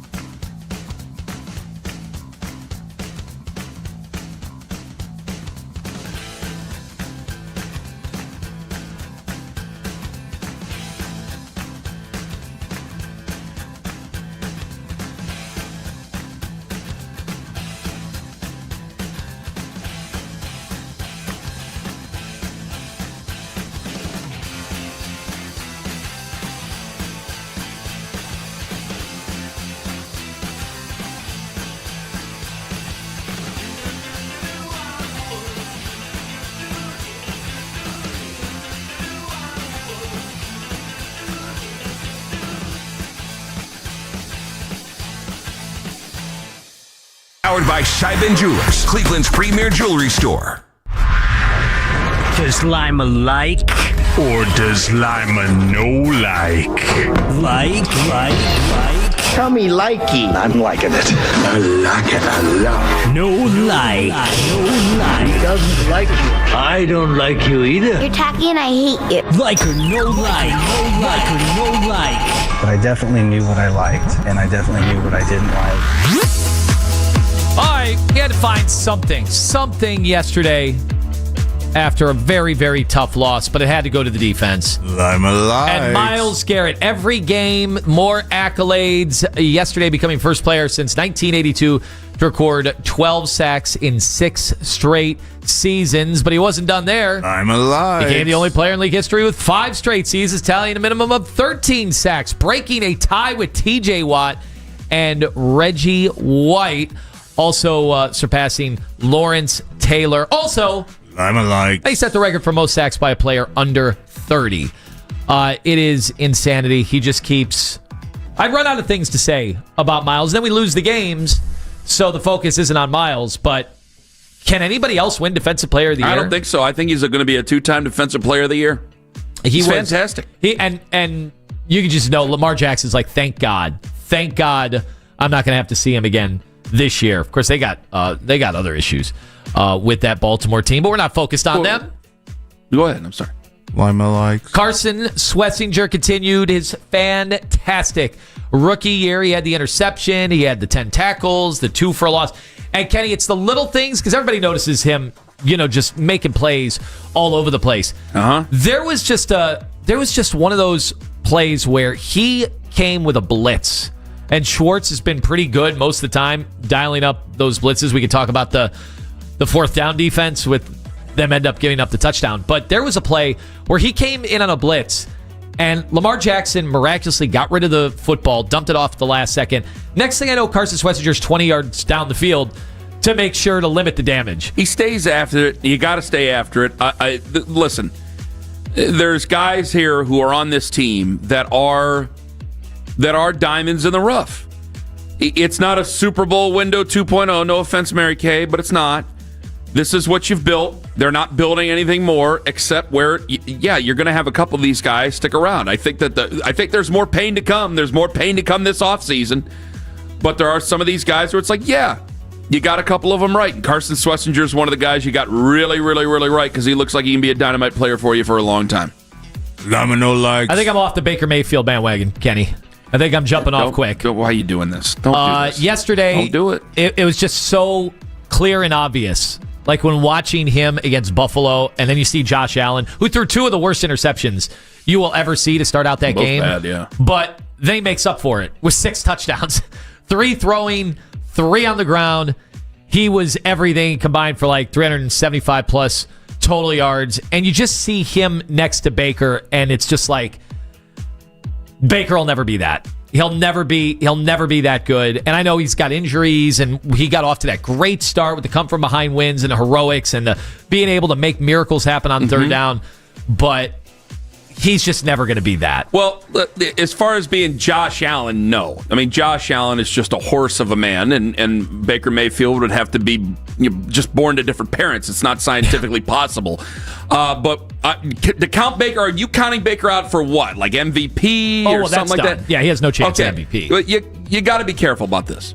I do not think he's going to a Super Bowl. I don't think we were getting carried away early in the year. Don't do that. I'm writing him off. A lot of QBs go through the swoon, man.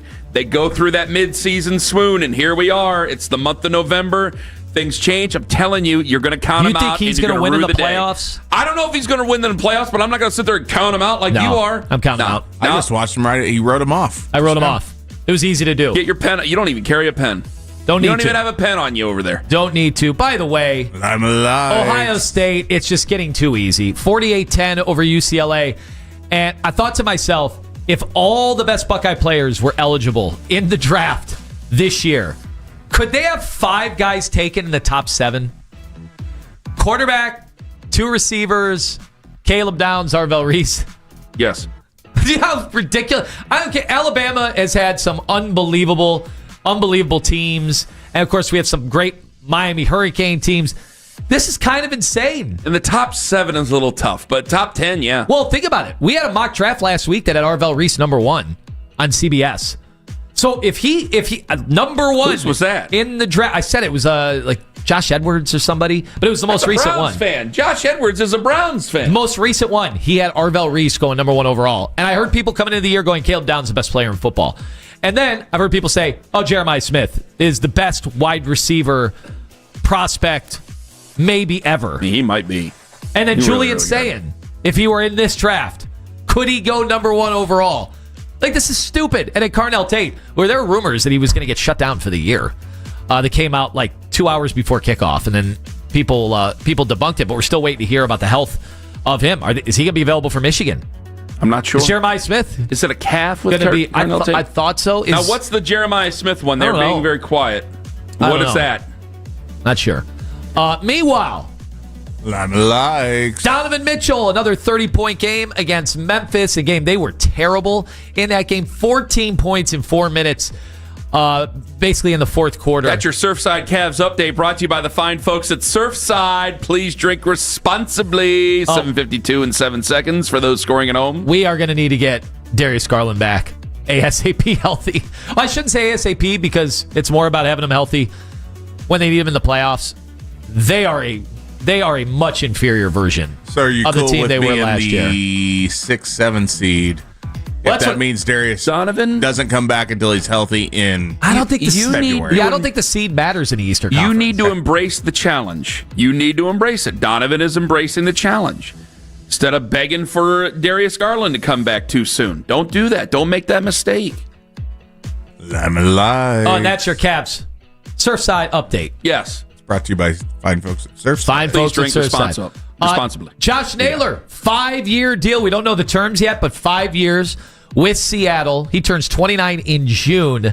Kenny, is this going to be a good deal for the Mariners, or is this going to be one of those situations? I hope it's a good deal for the Mariners because I like Josh Naylor. There you go. I remember there were Guardians fans saying, are you sure we want to have him long term? What's that going to look like? Of course, we didn't know he'd be a speedster this season with the stolen bases and everything. And one final note. Lima likes. It's a final.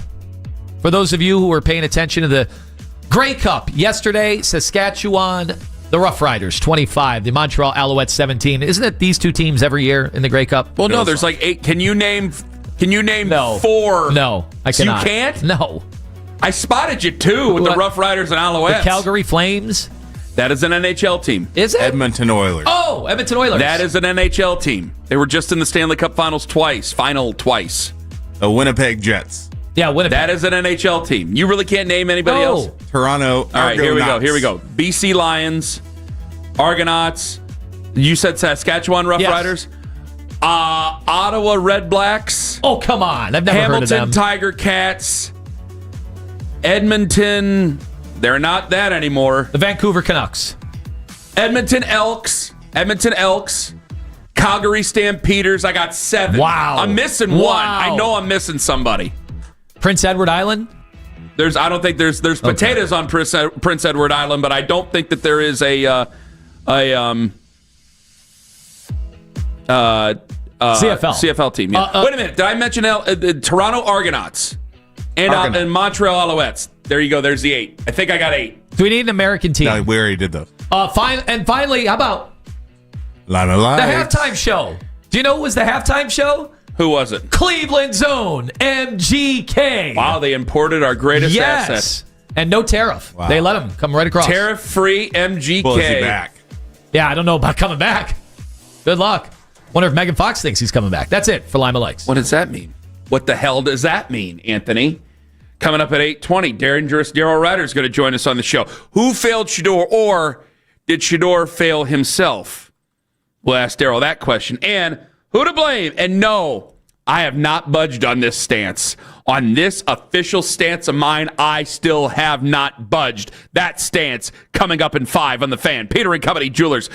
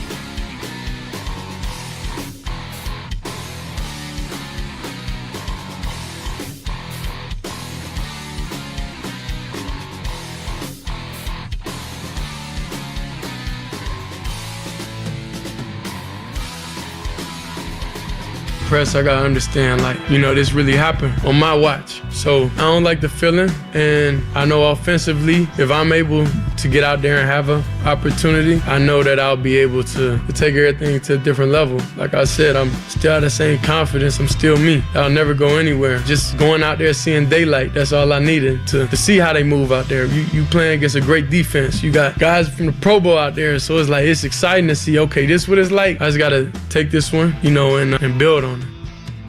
At Shador Sanders yesterday after the loss, 416. How many yards did he have? 37, 67. Wasn't that many. Myles Garrett, now he put it on himself. Myles Garrett, he talked about Shador Sanders. Shador addressed the team yesterday.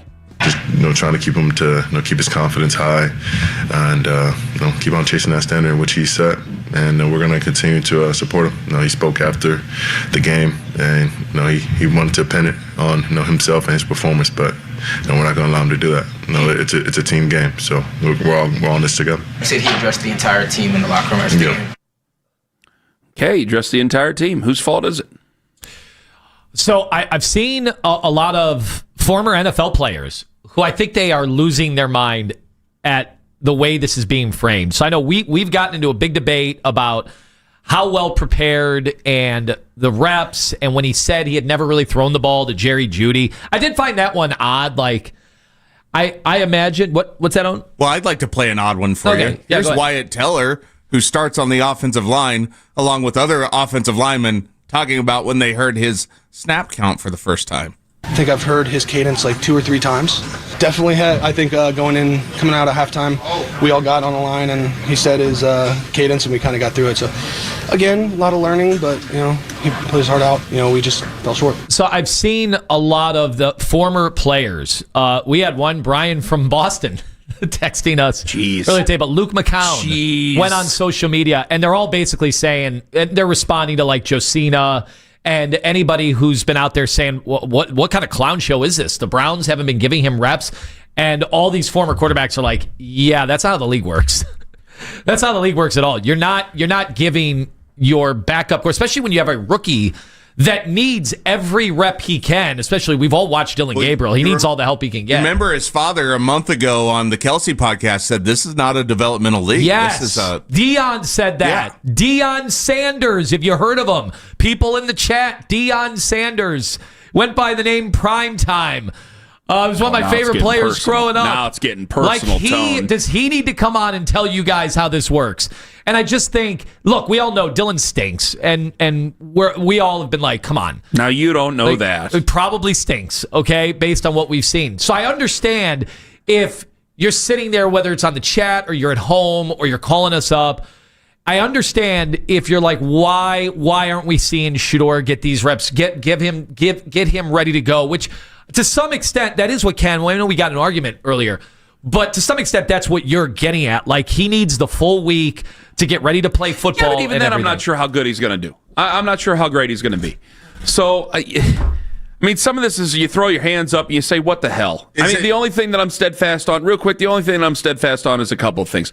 If I could take back any words I could ever take, I wish I would have never said, because you're right, that's not how the league works. I wish I would have never said the term first team reps. I mean, and I've said the entire time, I accidentally said first team reps. I meant like practice, actually practicing.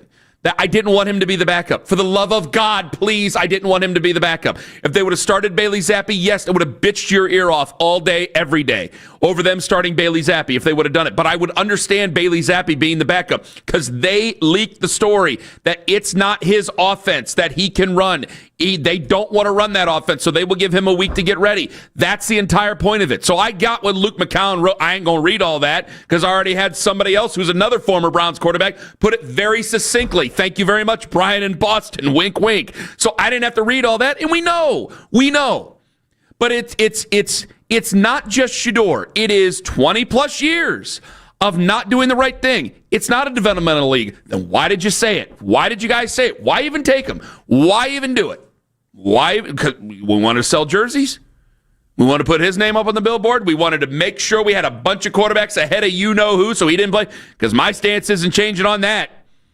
But for situationally, He couldn't have gotten a better situation. They were up, they had a lead in the game. He had the whole halftime to know he was going to be the quarterback. It's not like Dylan got hit and then they're like, "Hey kid, get off the bench and get in there. You're playing." Like those were things in the moment, right?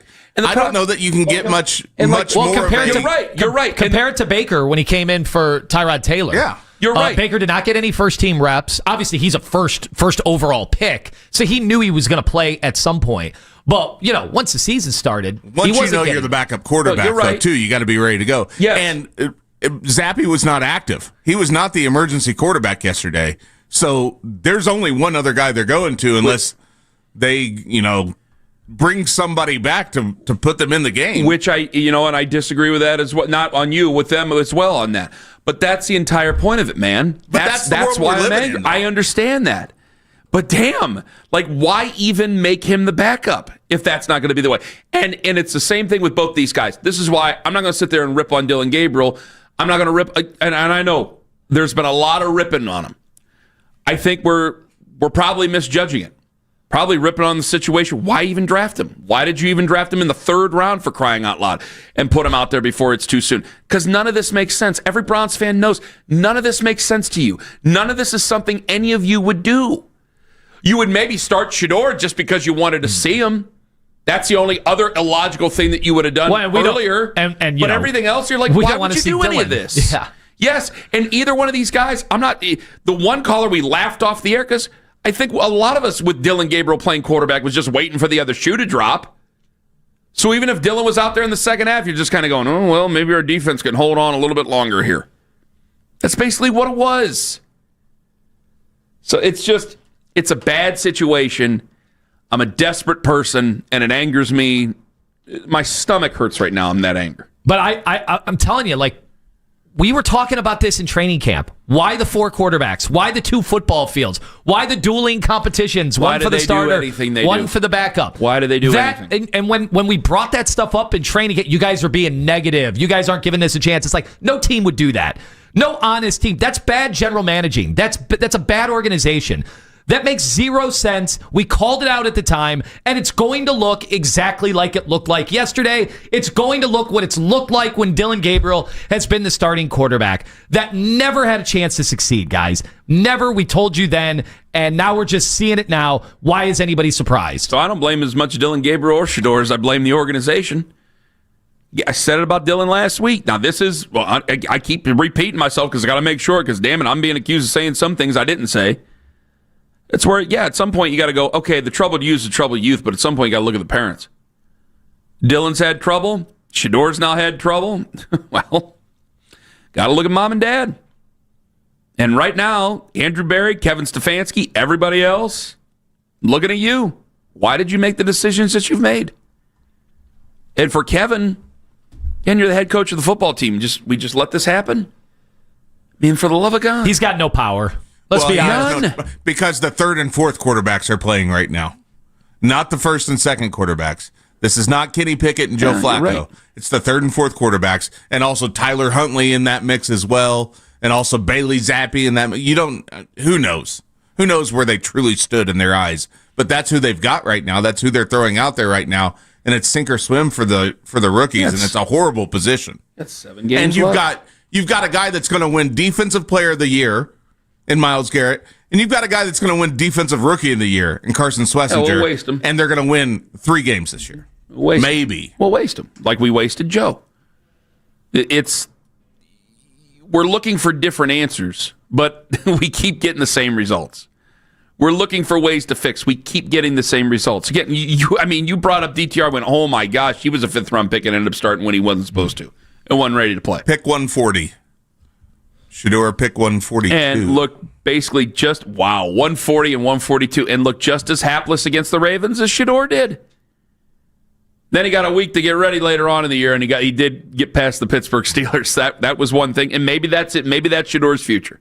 Maybe that is. Maybe I just have to accept that, we're in the desert and we're looking for a QB, and neither one of these guys are it.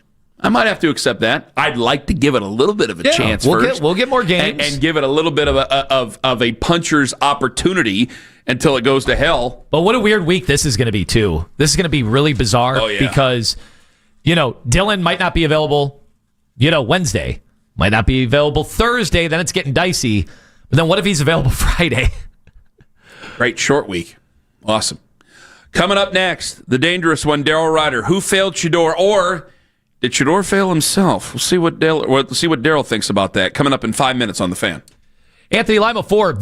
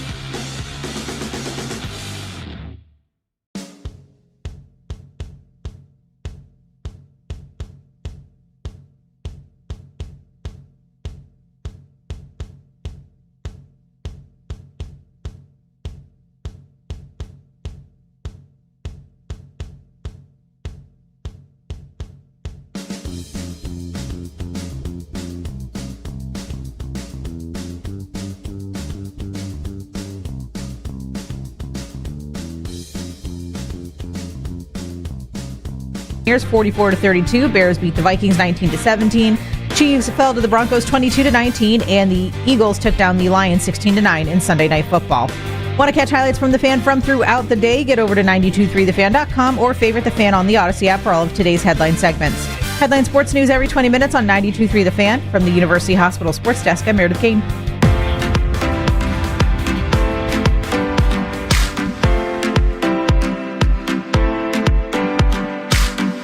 Let's get right to it. Bring in Daryl Ryder. Bring him in here. Daryl's brought to you by Scheiben Jewelers, Cleveland's premier jewelry store. You can also see him right now, YouTube Live, 92.3 The Fan on YouTube. Go ahead and subscribe. It's fantastic. You can see him and all his bobbleheads behind him. Hello, Daryl. Good morning, boys. Daryl, what do you blame yesterday's mess on? Well, I would probably blame it on the lack of opportunity that Shador Sanders was given to work with the first-team offense, because I think what we saw yesterday was a glimmer of hope.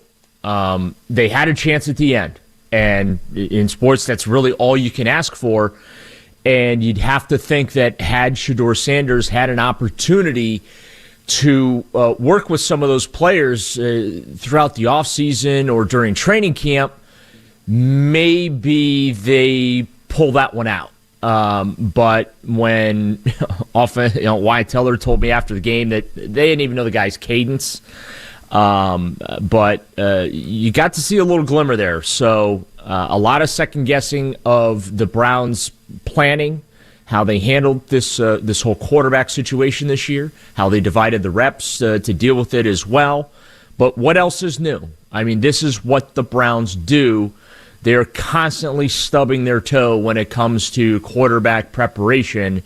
And you would think that an organization that has gone through now 41 starters, and if Shador has to play Sunday in Vegas, that'd be 42, you would think that they would always plan for eventualities. And it is clear they did not plan for the eventuality that something might happen to an undersized quarterback in Dylan Gabriel in the game, and you're going to have to go to your fifth-round pick. Might want to get that guy up to speed. I saw Daryl, Luke McCown. We've seen other backup quarterbacks been texting us, guys that have been in that role. They said the backups never get first-team reps. Where did this storyline come from that Shador was supposed to be getting reps? What would be your retort? Then why was Dylan Gabriel getting first-team reps as a backup? He's a third-round pick. I mean, he was. You had but no. Hang on. You just got done telling me that everyone, and I've seen the posts on social media as well, and I'm not just but backups don't get reps, right? Well, then why was Dylan Gabriel getting them? You don't see the difference between the guy they drafted in the third round getting the reps behind Joe Flacco? Because Dylan Gabriel was in a backup role. And the same role that Shador Sanders is in, and one guy got reps, the other guy didn't. But it's not the same because Dylan It is the same. No, it's not. I'm explaining to you, Daryl. I think it's the same. He is a rookie, right? Dylan Gabriel's a rookie. The rookie quarterback gets all the reps when they are now getting the opportunity to start. Why would he be giving up reps when you're trying to get him ready to play the football game? It makes no sense. Yeah, well, no, it does make sense, though, if you're... I'm just going by the scenario you laid out, and you said, well, the backup never gets reps, and when Dylan Gabriel was the number 2 quarterback, the backup, he was getting reps. That's all I'm arguing. To the 40-year-old Joe Flacco. But that doesn't matter. That's exactly what... No, you just... Wait a minute. You can't just sit there and say... Are you guys listening to yourselves? Yes, I am. You can't just sit there and give me Luke McCown, who, by the way... Luke McCown was a fourth-round quarterback. Alfred Hitchcock movie? I don't know what's going on here. I don't understand how you could throw that thing and then act as if we're crazy. If you said that Dylan Gabriel, you're supposed to get the starter ready. You said the backup doesn't get any reps. But somehow that backup got reps. Well, he's a third-round pick. It was Joe Flacco, who even said he didn't need all the reps at the start of the year. Luke McCown didn't get any first-team reps, so he's the fourth-rounder. And he just admitted that on the internet, and we're going by that. So is that where your cutoff line is? You can be a third-round pick and get the first-team reps, but if you're a fourth-rounder further, you can't do it. Again, it's nonsensical. So if what you did reps? it for one, So aren't you going to do it for the other? No, it's what Daryl says. You're preparing for an eventuality. Dylan was the third. He was a top 100 pick. He was going to get every. What do you mean? Okay, well, you just can't. He's going to get all the reps. Of course he will. You can't just not He's make a rookie. sense. You can't just not make Joe sense Flacco and then go, am I living in the real world here? We all No, said you're before not. the season that Joe Flacco didn't need all the reps. Okay. When people wanted to see both Shador and Dylan, let's not all act like those conversations weren't happening. Ken is going to act like those conversations weren't happening by going, okay. But those conversations were the ones that we had before the season. You can be as petty as you want. You just sound like a goofball right there. So, Daryl, given what all these former quarterbacks are saying, why does everybody in the league think now that Shador was getting shafted? Well, he did look unprepared yesterday for that, and that's not just a Shador thing. That's an organizational failure. Again, you're a franchise that goes through that position like water. Why would you not make sure that he was ready to go if you made him your backup quarterback? I just feel like they put him in a position to fail. That's all. Like, it was great we got to see him. It was great that he showed he made throws that Dylan Gabriel, quite frankly, is not capable of making. But it would have been nice if he had an opportunity to get comfortable. I love what he said after the game. I thought he handled his entire media availability with grace and was phenomenal. The rep thing did come up, and he said, hey, not my problem. I have to take advantage of the opportunities that I'm given. I can't control any of that other stuff. He was critical of the way he played. He flat out said, I played poorly. He reacted to the boos that Dylan Gabriel was getting and the cheers that he was getting and said, hey, that's not helpful to anybody. It's not helpful to me. It's not helpful to the team. It's not helpful to Dylan Gabriel. Very thoughtful after the game. So, I there's potential here. Let's put it this way. That's my biggest takeaway from yesterday. I see some potential there. And I don't know if it's going to work out. He is a 5th-round pick, but I see potential there that I just, quite frankly, don't see in Dylan Gabriel. And I just believe that had they maybe tried to do a little more with him to get him ready for that spot, maybe they pull a rabbit out of their hat and win that football game yesterday. But again, when you got guys in the locker room like, yeah, we never really worked with the kid, but he handled it pretty well considering we never worked with him. And this is a guy you traded up for. You did spend a 5th-round pick on. You gave up assets to be in the position to take him. I don't know. Maybe you want to prepare for putting the kid on the field, and hopefully Dylan Gabriel is okay. But hopefully too, there's clarity going into the plan this week as far as preparing him for the not only eventuality he could see the field again in Las Vegas, but also potentially be the starter. I doubt that Gabriel will clear the concussion protocol by Wednesday's practice. Daryl, whose call do you think it was to make him the backup? That's a great question. I mean, Kevin Stefanski will tell you that it was his call, and he makes all of those decisions when it comes to personnel, but let's be honest about it. That's just not how the Cleveland Browns tend to operate, or that is not how they are perceived to operate. So I'm gonna say it was an organizational decision there, Lima. I think that covers my backside. Whether it was Kevin that made it, whether somebody else in the building. I don't think it's Kevin. I don't think it's. I know you're the reporter and I'm the opinionist, and I'm just going to come out and say it.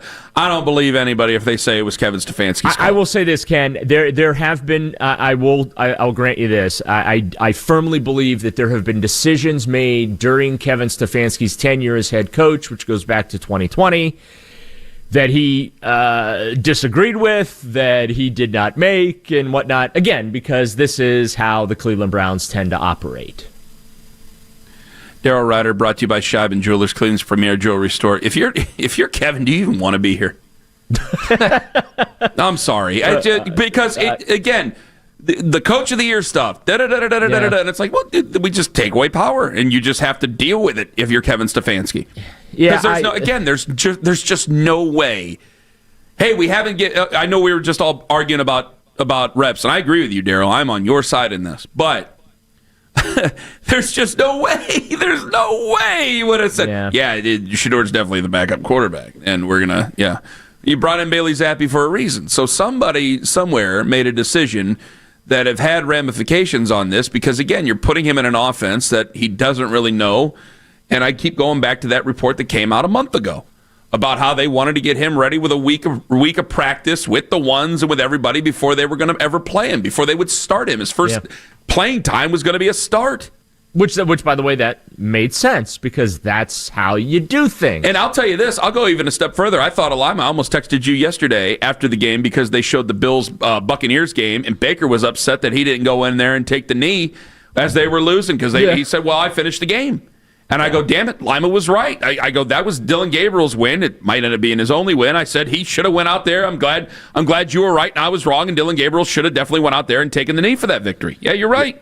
Yeah, but to your point about Kevin, with him, dealing with all these influences and that's also part of being a coach in any organization. Some organizations have outside influences. What I mean by that is you're like within the building, right? Mm-hmm. Some organizations have tremendous amount of outside influence. See the Dallas Cowboys, right, with Jerry Jones. And the Browns are very similar in a lot of respects to how the Dallas Cowboys handle things, but without the resume that Jerry Jones built some 35 years ago. And I don't know that that's healthy and conducive. What the question I ask when it comes to Kevin now isn't so much about how sick and tired of this is he? Because I'm sure he's human, right? And you do get sick and tired of some things. But I would say maybe the players too. At some point, do they start tuning his message out? But I do believe what we saw yesterday, that didn't look like a team that had tuned out Kevin Stefanski. And I think that's important.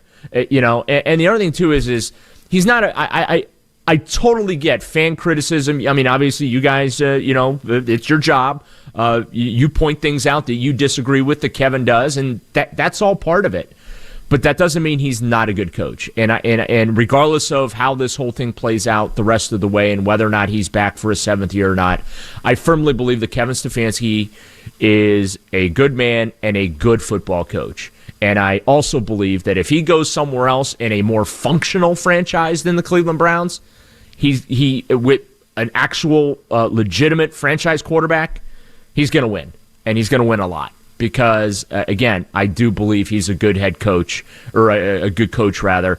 And, those guys really are hard to find, as we know here. And those guys are really hard to find when you're talking about having to deal with all the things that you have to deal with. And I think Kevin Stefanski does a good job of making sure that whatever frustration he has, whatever disagreement he has, whatever anger he might have, he never allows that to be seen or heard publicly, and that's good leadership on his part.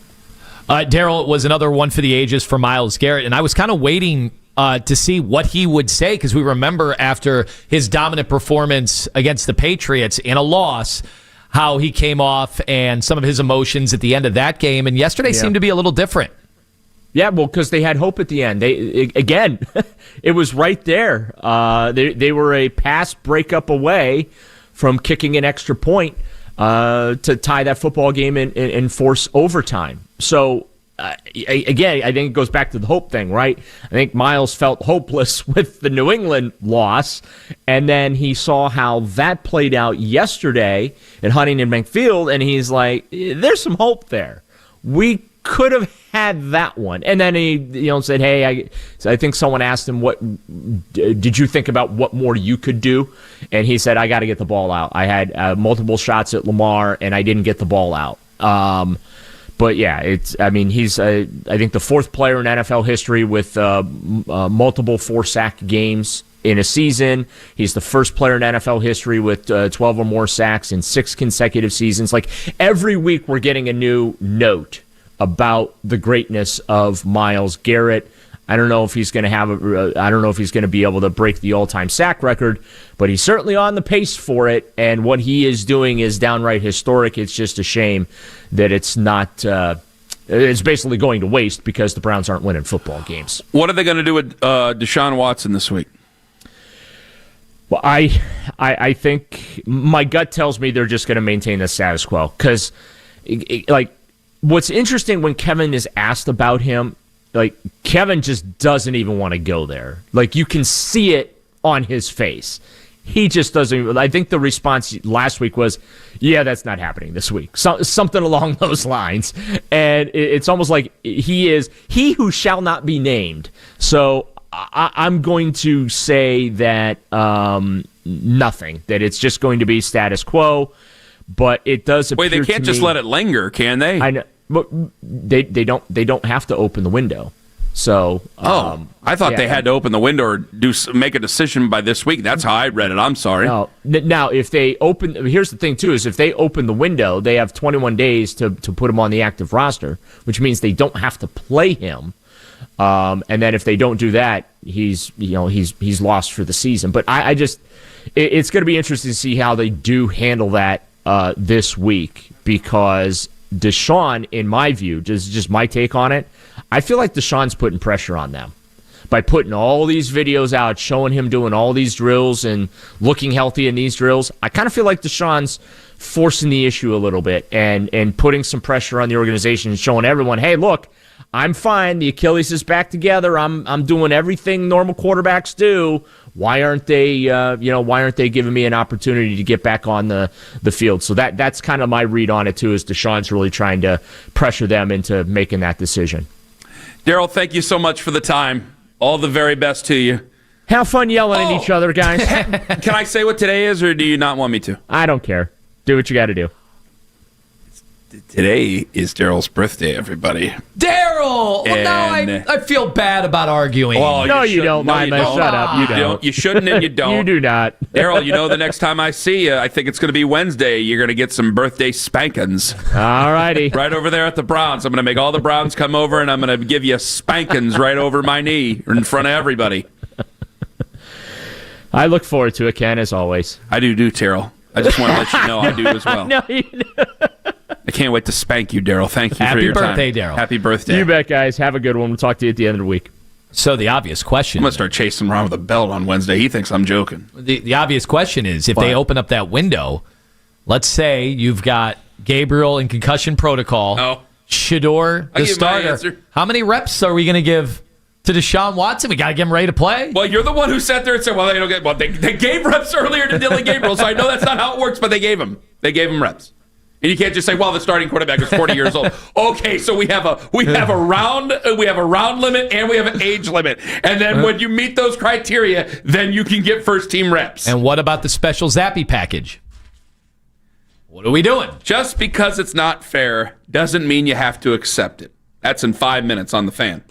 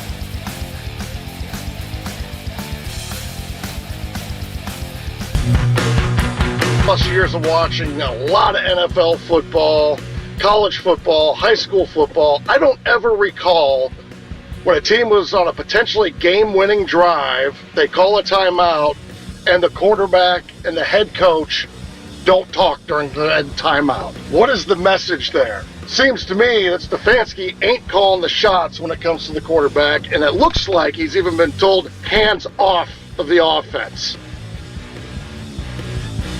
I didn't notice he wasn't talking. He wasn't talking? We got Did a people tweet. notice? We got a tweet about that earlier in the show. Okay. And now I got to go. I don't remember that. Well, that's good because I got another call. Let's go. I never thought that we were intentionally sabotaging Shador, but what I did find interesting yesterday is if you're trying to win games, there's a 4th and 5 play and there's a timeout twice. Doesn't your quarterback seek out your coach and or your head coach seek out your quarterback to make sure they're looking in the right area? He's not calling plays anymore. Why aren't they in each other's ears? Kenny, you got to get the broadcast back up here. We got to look through I'm this. watching it right now. That would be bizarre. I'm at the part where Christopher Edmonds didn't touch the goal line, but somehow they still called it a touchback. Boy, that was that. I don't think he touched it. So that referee was right on the goal line. Yeah, he was. He was closer than me. I'm just sitting here And watching on TV. And it's not college football. There's a difference in the rule. I don't know why we have two different rules. One for college, one for the NFL. You're not allowed to come close to it, apparently. You're not allowed to sneeze on that line because they will say that you're a part of it.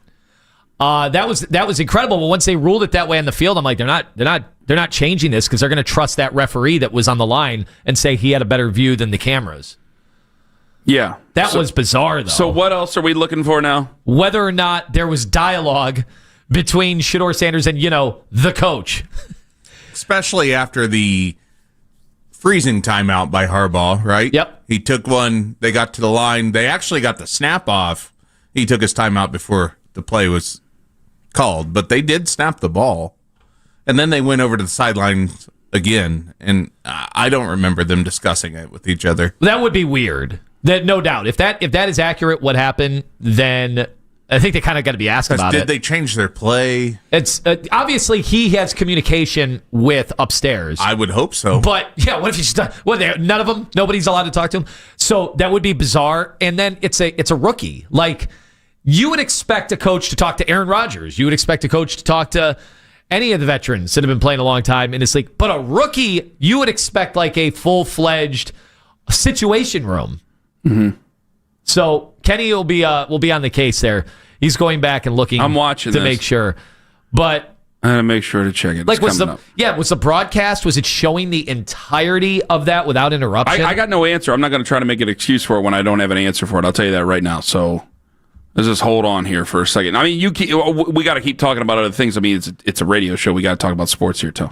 Yeah, I can't imagine that would have been the case. That's why I'm like miffed. Because I can't imagine a situation where it wouldn't warrant the two getting together and having a dialogue. I would think so as well. The game is on the line, and it's a rookie, and he hasn't gotten the reps. Yeah, at least talking about what your reads are or where you suspect pressure may be coming from, those things. Yeah. Now Tell him, hey, all the tackles are injured again. We're without tackles again. And you're figuring out the cadence. Remember, that's why Teller's discussing the fact they I'm at don't. the Gage Larvadan play right now. Okay, we're getting close. I'm at the nice if he caught that. I'm still on the national anthem. Well, it said he said 4th and 5. The 4th and 5, Yeah. right? So the Browns took a timeout. They discussed what was going on, and then they came to the line. Yeah. They snapped the ball, but it was like a field goal. It was a freezing timeout from the Ravens. Mm-hmm. They went and talked again, and I don't remember those two. At least it wasn't shown that they had a dialogue. If there's a second video. Over. He's walking Here we go. over The now. moment of truth, ladies and gentlemen. Here we go. He's walking over. I see Kevin. Survey says. I see Kevin. Kevin's just like not talking to him. What the hell? Okay. What is he doing? Is he doing mime work? He's talking to the headset.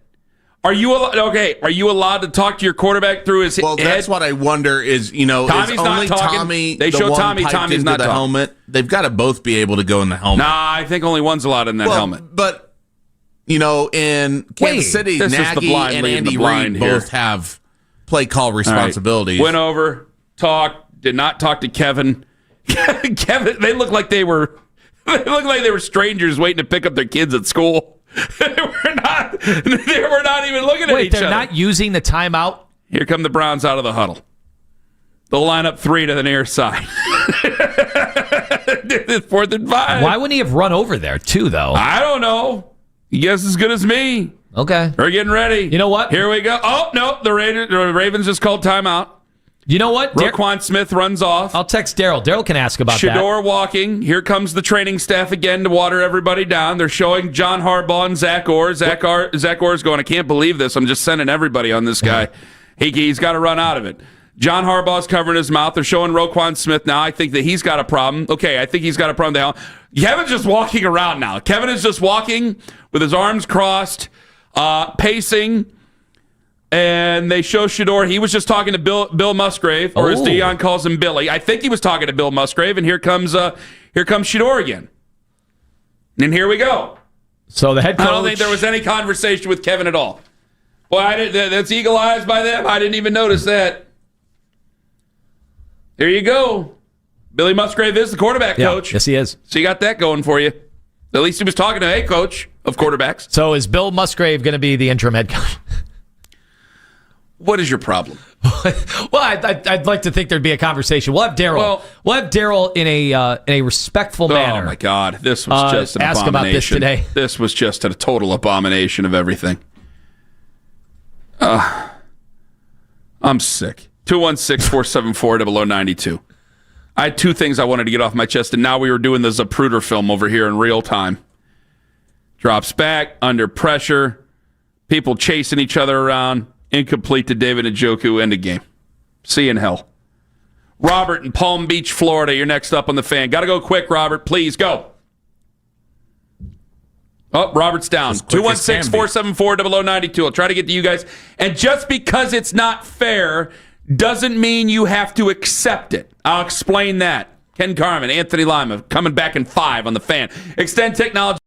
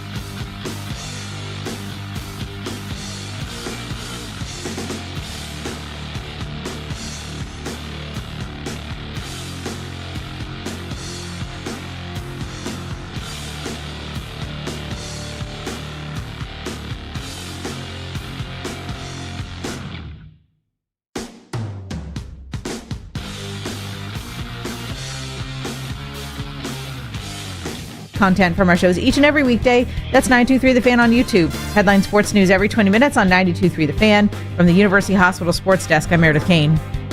Sign up to be a part of the fan club. Download the free Odyssey app and follow 92.3 The Fan to get all of the best audio and best stories sent straight to your inbox. 92.3thefan.com.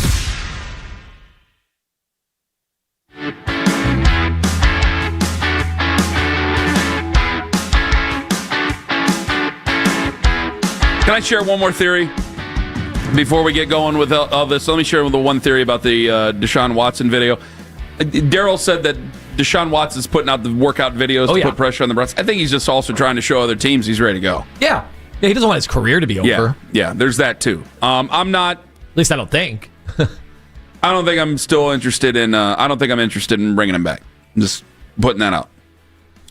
By the way, I think we're in agreement there. Are we in agreement? But he was bad before the injuries. I know, but with the more bad play that keeps happening, there's plenty of people going, Ken, just who cares? When you mean bringing him back, you mean ever playing another snap again for the Browns? Yeah, because I think there are people interested in not bringing him back next season. But as they've seen what's happened so far this year, would go, he's under contract. Well, to those folks, he's under contract. To those folks, I want to say, you might be looking at one. To those, okay, do you want the Browns to have a nice high draft pick? Because you could probably only mess that up if he plays well. Yeah, I don't know that. And how well is he going to play? Because then he just forces you to start to question yourself. I mean, and I don't expect him to play well, but man, what a story it would be if he made the Browns even think for a second. What a tale of whimsy. That he might be able to be a quarterback next year for them. Yeah, just with what the owner said about him already, man, doesn't seem like they're very interested in it. Yeah. 216-474-0092. Real quick, because I know we got callers from all over the globe that want to get in on this. I do want to hear from them. We went back and watched again, and the camera work is kind of obscuring. They actually were closer than you think. We were able to triangulate 3 different images. Yeah. I have it in here. It did, yeah. Owen showed me. I saw it. But it's probably not the same one. But probably bad. We have different videos. You probably have the. But here is one thing that is definitely, I think, after all of us kind of convened, like Kevin did not go out of his way to get in his face and either give him words of encouragement. Like, yeah, Kevin's focused on talking upstairs about the play, but at some point, you're right, Owen. He was a quarterback coach. Yes. At some point, you have got to make it undeniable, like either words of encouragement, something to look out for, making sure to see Shador's eyes and like, are you with me? None of that was happening. There wasn't even the pep of like, this is your moment. Yeah. Yeah. It was literally, so they do show him walk up to Larvidan and you can see Shador on the other side of Larvidan. His shoulder. They go, yeah. Then they go show the booth. Then they come back and you see them. You have to make it out that it is him. He's the only one with the gray hoodie on over there, or with the hood actually sticking out, and Shador is there. And there is something that is quickly said, and it might just be good luck. Yeah. What did Kevin say to Shador? 216-474. Did he point down to the end zone and say, I think that looks like John Candy? I wasn't at the game, so don't even start. Ron and Shaker, hello. Good morning, Kenny and Anthony, my brothers from other mothers. Hey, listen, I was, like you said, Lima, I was chomping at the bit to get in here. I had this very same conversation with my 12-year-old son when that happened. I said, Kevin's not even talking to Shador. How much longer are we going to just not flat out say that I'm a person that's well-informed, so I don't make statements lightly, and I've kind of refrained for the last 7 months from saying it, but Kevin flat out does not like Shador. Remember on draft night when they showed Kevin's face when Shador was drafted, and it looked like he had severe gastrointestinal problems?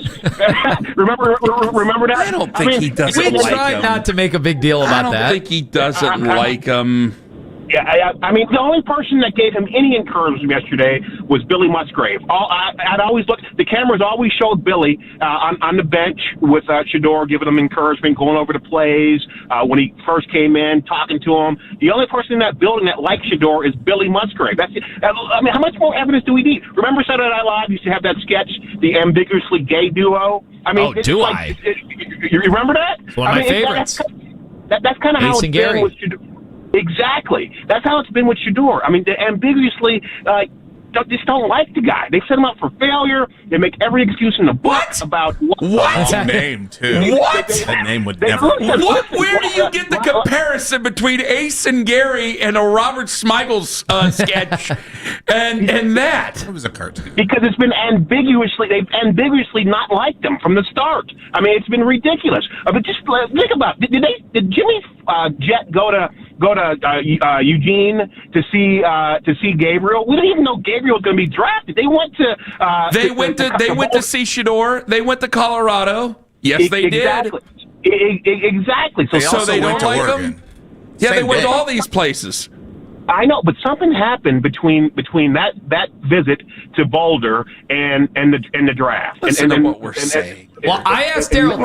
Thank you, Ron. Thank you for the call. I asked Daryl flat out whose decision. Started on the Dana Carvey show. By the way, that's true. So you know. Yeah, people don't know. It was the one survivor from that. So I asked Daryl flat out. Whether or not What'd you ask Daryl? It was the coach who had him as the backup. And Daryl said, we don't know for sure because they all say they're on the same page on everything. Because there's no way you could say it. Because it's just not believable. It's not believable. But I don't think he does it because he doesn't like him. I don't think he just loves Dylan Gabriel. The Shador fans have definitely made it clear they do not believe that Stefanski. They have analyzed. Is there such a thing anytime. To say? Can't you like a guy and say I like him and he ain't ready? Can't you just do that? Yeah. Why does it have to turn into this big personal? He doesn't like him. But we're looking at body language. We're looking at facial gestures. We're looking at all this stuff because we're not given any information other than we're all on the same page. He's been that way with everybody over the last 6 years. Who, other than Joe Thomas, who I don't think, he never played for him. Who has he really gotten along with? He's always been kind of cold. I'm serious. I need to ask you the question. I remember when he first got here, he and David Njoku didn't get along. Now it seems that he and David Njoku get along.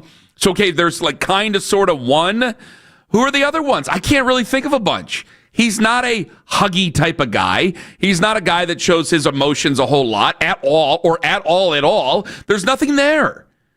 So I can't just turn into he doesn't like Shador. For that case, I don't know if he likes any quarterback. It's another question for Daryl. Ask Coach today, do you like your quarterback? Do you like him? Do you like him personally? Yeah.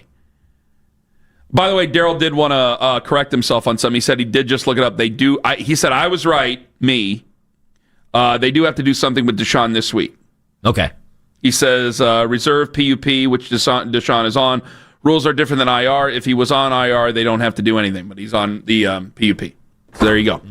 So there's something that needs to be done this week. What are they going to do? Find out on the Fan when you're listening. 216-474-0092.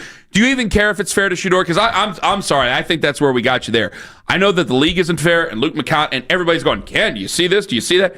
Okay, but when you gave somebody else first-team reps, you open up Pandora's box to then give the other guy first-team reps. I understand that's not how it's really done in the NFL. But again, this is the Browns we're talking about here. So you have to suspend what you know about the rest of the NFL. Because when you gave somebody else first-team reps, and I'm sorry, Anthony, I can't let you wiggle out of it.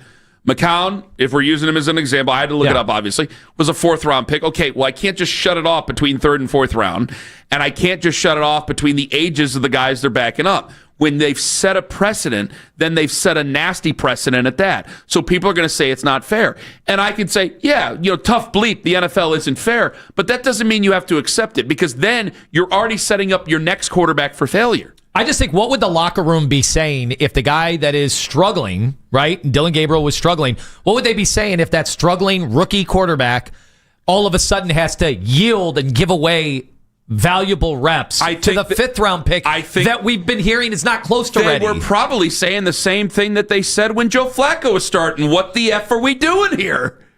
Why are you giving away reps from him? And then Joe's saying, it has to be that he was trying to play nice about it. I don't really need as many reps as other guys have been around for 18 years. Well, clearly you did in some fashion with this offense. I don't know. This offense seems to suck so bad. I think you can give them 1,000,000 years of reps, and I don't know if it's ever going to work. So that could be a possibility too. If it ain't one thing, it's another. 216-474-0092. Now I'm getting texts from other people. We got the national perspective on the phone here. I want to hear from the Shador fans. My God. About what they saw yesterday, because did it not look just like carbon copy, Johnny Manziel? Is that not exactly how it looked he didn't yesterday? do a snow angel in the end zone after he got decapitated by the Bills like Johnny did. Ken is doing something else now. I'm texting somebody else who's listening who would know about these situations of what I'm talking about here. I'm doing the Schefter thing here. All right, here we go. All right, Mary Kay has just texted. Okay. Mary Kay, we thank you very much for listening. She says they don't have to do anything with Deshaun this week. They can open up the window at any point on PUP. You could take that to the bank. Okay. What the hell? Can we hear from the Shador people? They've been there. dying to get in here. All right. Well, the hell with it. Ike in Cleveland. Hello, Ike. Hey, guys. Good morning. Good morning, Ike. Wonderful to speak with you. Go right on ahead, friend. So I had the pleasure of actually attending the game yesterday. Veteran night, military appreciation night. So I went with my brother to the game to watch everything unfold in person. When Shador, I'm just skip over Gabriel. When Shador came in after halftime, everybody was still inside. Like I said before, they know how to get the people in the seats. I don't know when the concussion happened. I don't care when the concussion happened. We had the game in hand when he threw the touchdown, and then it got ripped out, and then he overthrew a touchdown. And then it was a little bit wacky here and there, everything in between. But watching the game. So what are you trying to say, Ike? Shador should get all the QB1 reps here going forward. There we go. And he shouldn't even bank on this, when he's coming back. I'd be fine with it, honestly. I'd be fine with it. I've seen enough Dylan Gabriel. Exactly. You haven't seen enough. You need more Dylan Gabriel. For Stefanski to come out and say, he's still our QB1 and he gets out of concussion, that's a fireable type of saying. Like he's saying, I'm just going to say whatever. I'm going to do whatever I want, even though you guys are seeing it could, we could have a park here. Let me just do what I want. Ike, was it you or your brother who was in the military? It was me and my brother. Oh, thank you both of you. Thank you for the call, and thank you both for your service. 216-474-0092. All right, I'm going to get to all you guys coming up here. Does it even matter if it's fair? Let's keep going. Let's go. Does it even matter to you if it's fair to Shador? Do you even care if it's fair? Go to line 4. Because I think you can care. Now we're just calling our shots over here. Jovan in San Antonio, Texas, the home of Shawn Michaels. You're next up on the Fan. Thank you very much for having me on, and prayers up to Bernie. Mr. Lima, I believe it is.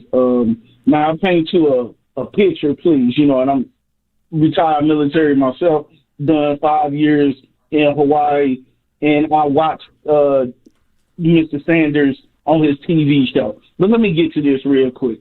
Dylan Gabriel was overdrafted. Shador Sanders was underdrafted. He got no reps in OT, no reps with the number ones. Dylan can run Stefanski's offense, but during the training camp, Shador should have won because he showed he was a better player. In the camp, Shador basically, he looks like an NFL quarterback because he can push the ball down the field with accuracy.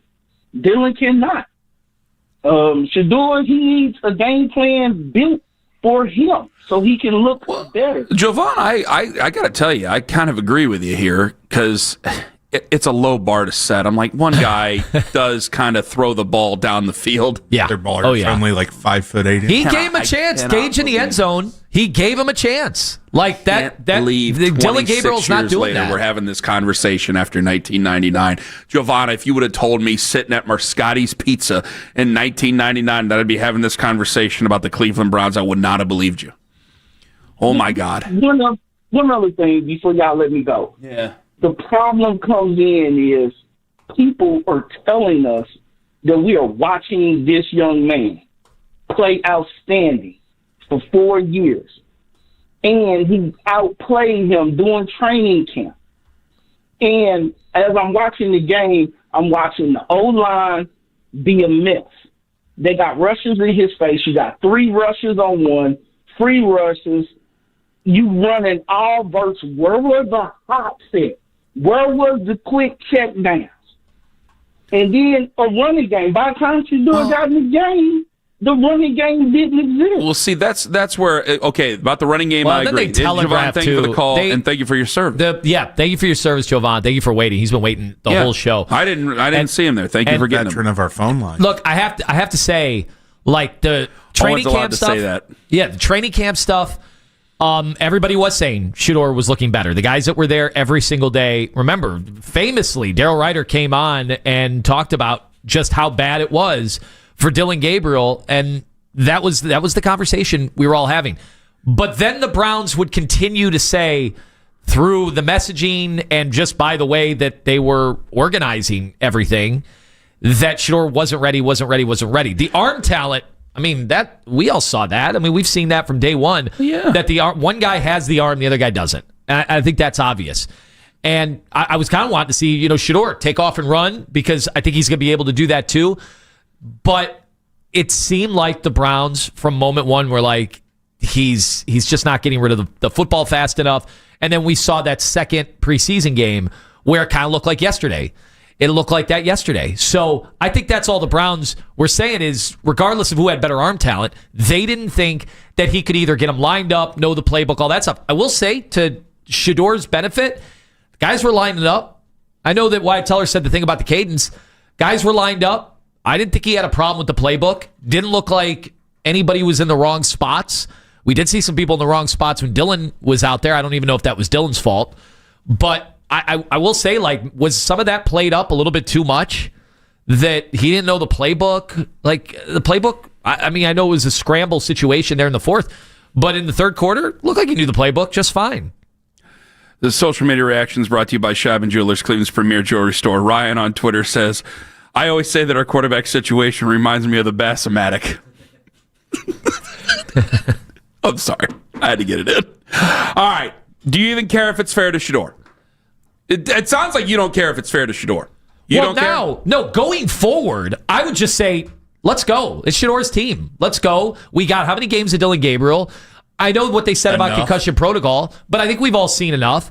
And I don't think you're going to lose the locker room at this point or anything like that to go to Shador. They've all seen how bad Dillon is and how just limited that offense is. So fair going Miles forward. Miles did speak for Shador, by the way. It did speak up on Shador, by the way. What about his leadership? About his leadership and some of those other things. That's some pretty good stuff. So you're not going to lose the locker room. Shador's team now. 216-474-0092. Ken Carman, Tone Master General. We're free on the Odyssey app. And if you haven't already, subscribe to us on YouTube. Watch us at work on YouTube. It's fantastic. KC Roofing, kcroof.com.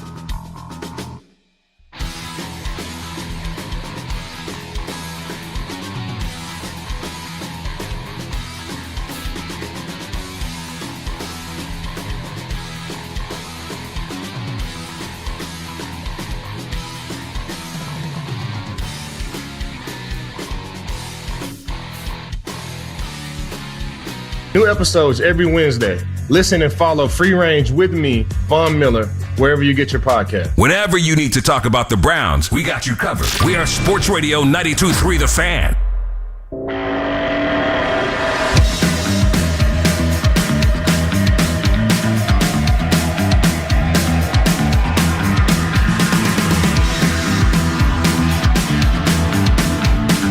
Do you even care if it's fair to Shador? Because you could say, well, it's not fair. It's the NFL. Who cares? Okay. Well, put it this way. I don't think like people are going to make their grandiose statements about whether or not he can exist in this league. I wouldn't do that for any quarterback after one appearance. Like we saw Johnny Manziel's first game, and we were like, "Oh boy."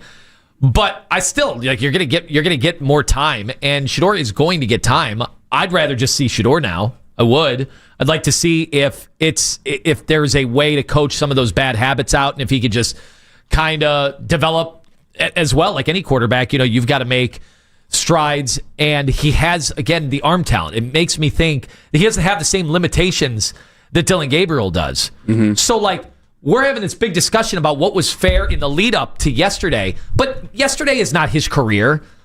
Like, that's not the end of the road. So, like, yeah, there's a lot of blame to go around on why it looked like it looked yesterday. But to me, who cares? Like, now you got your opportunity.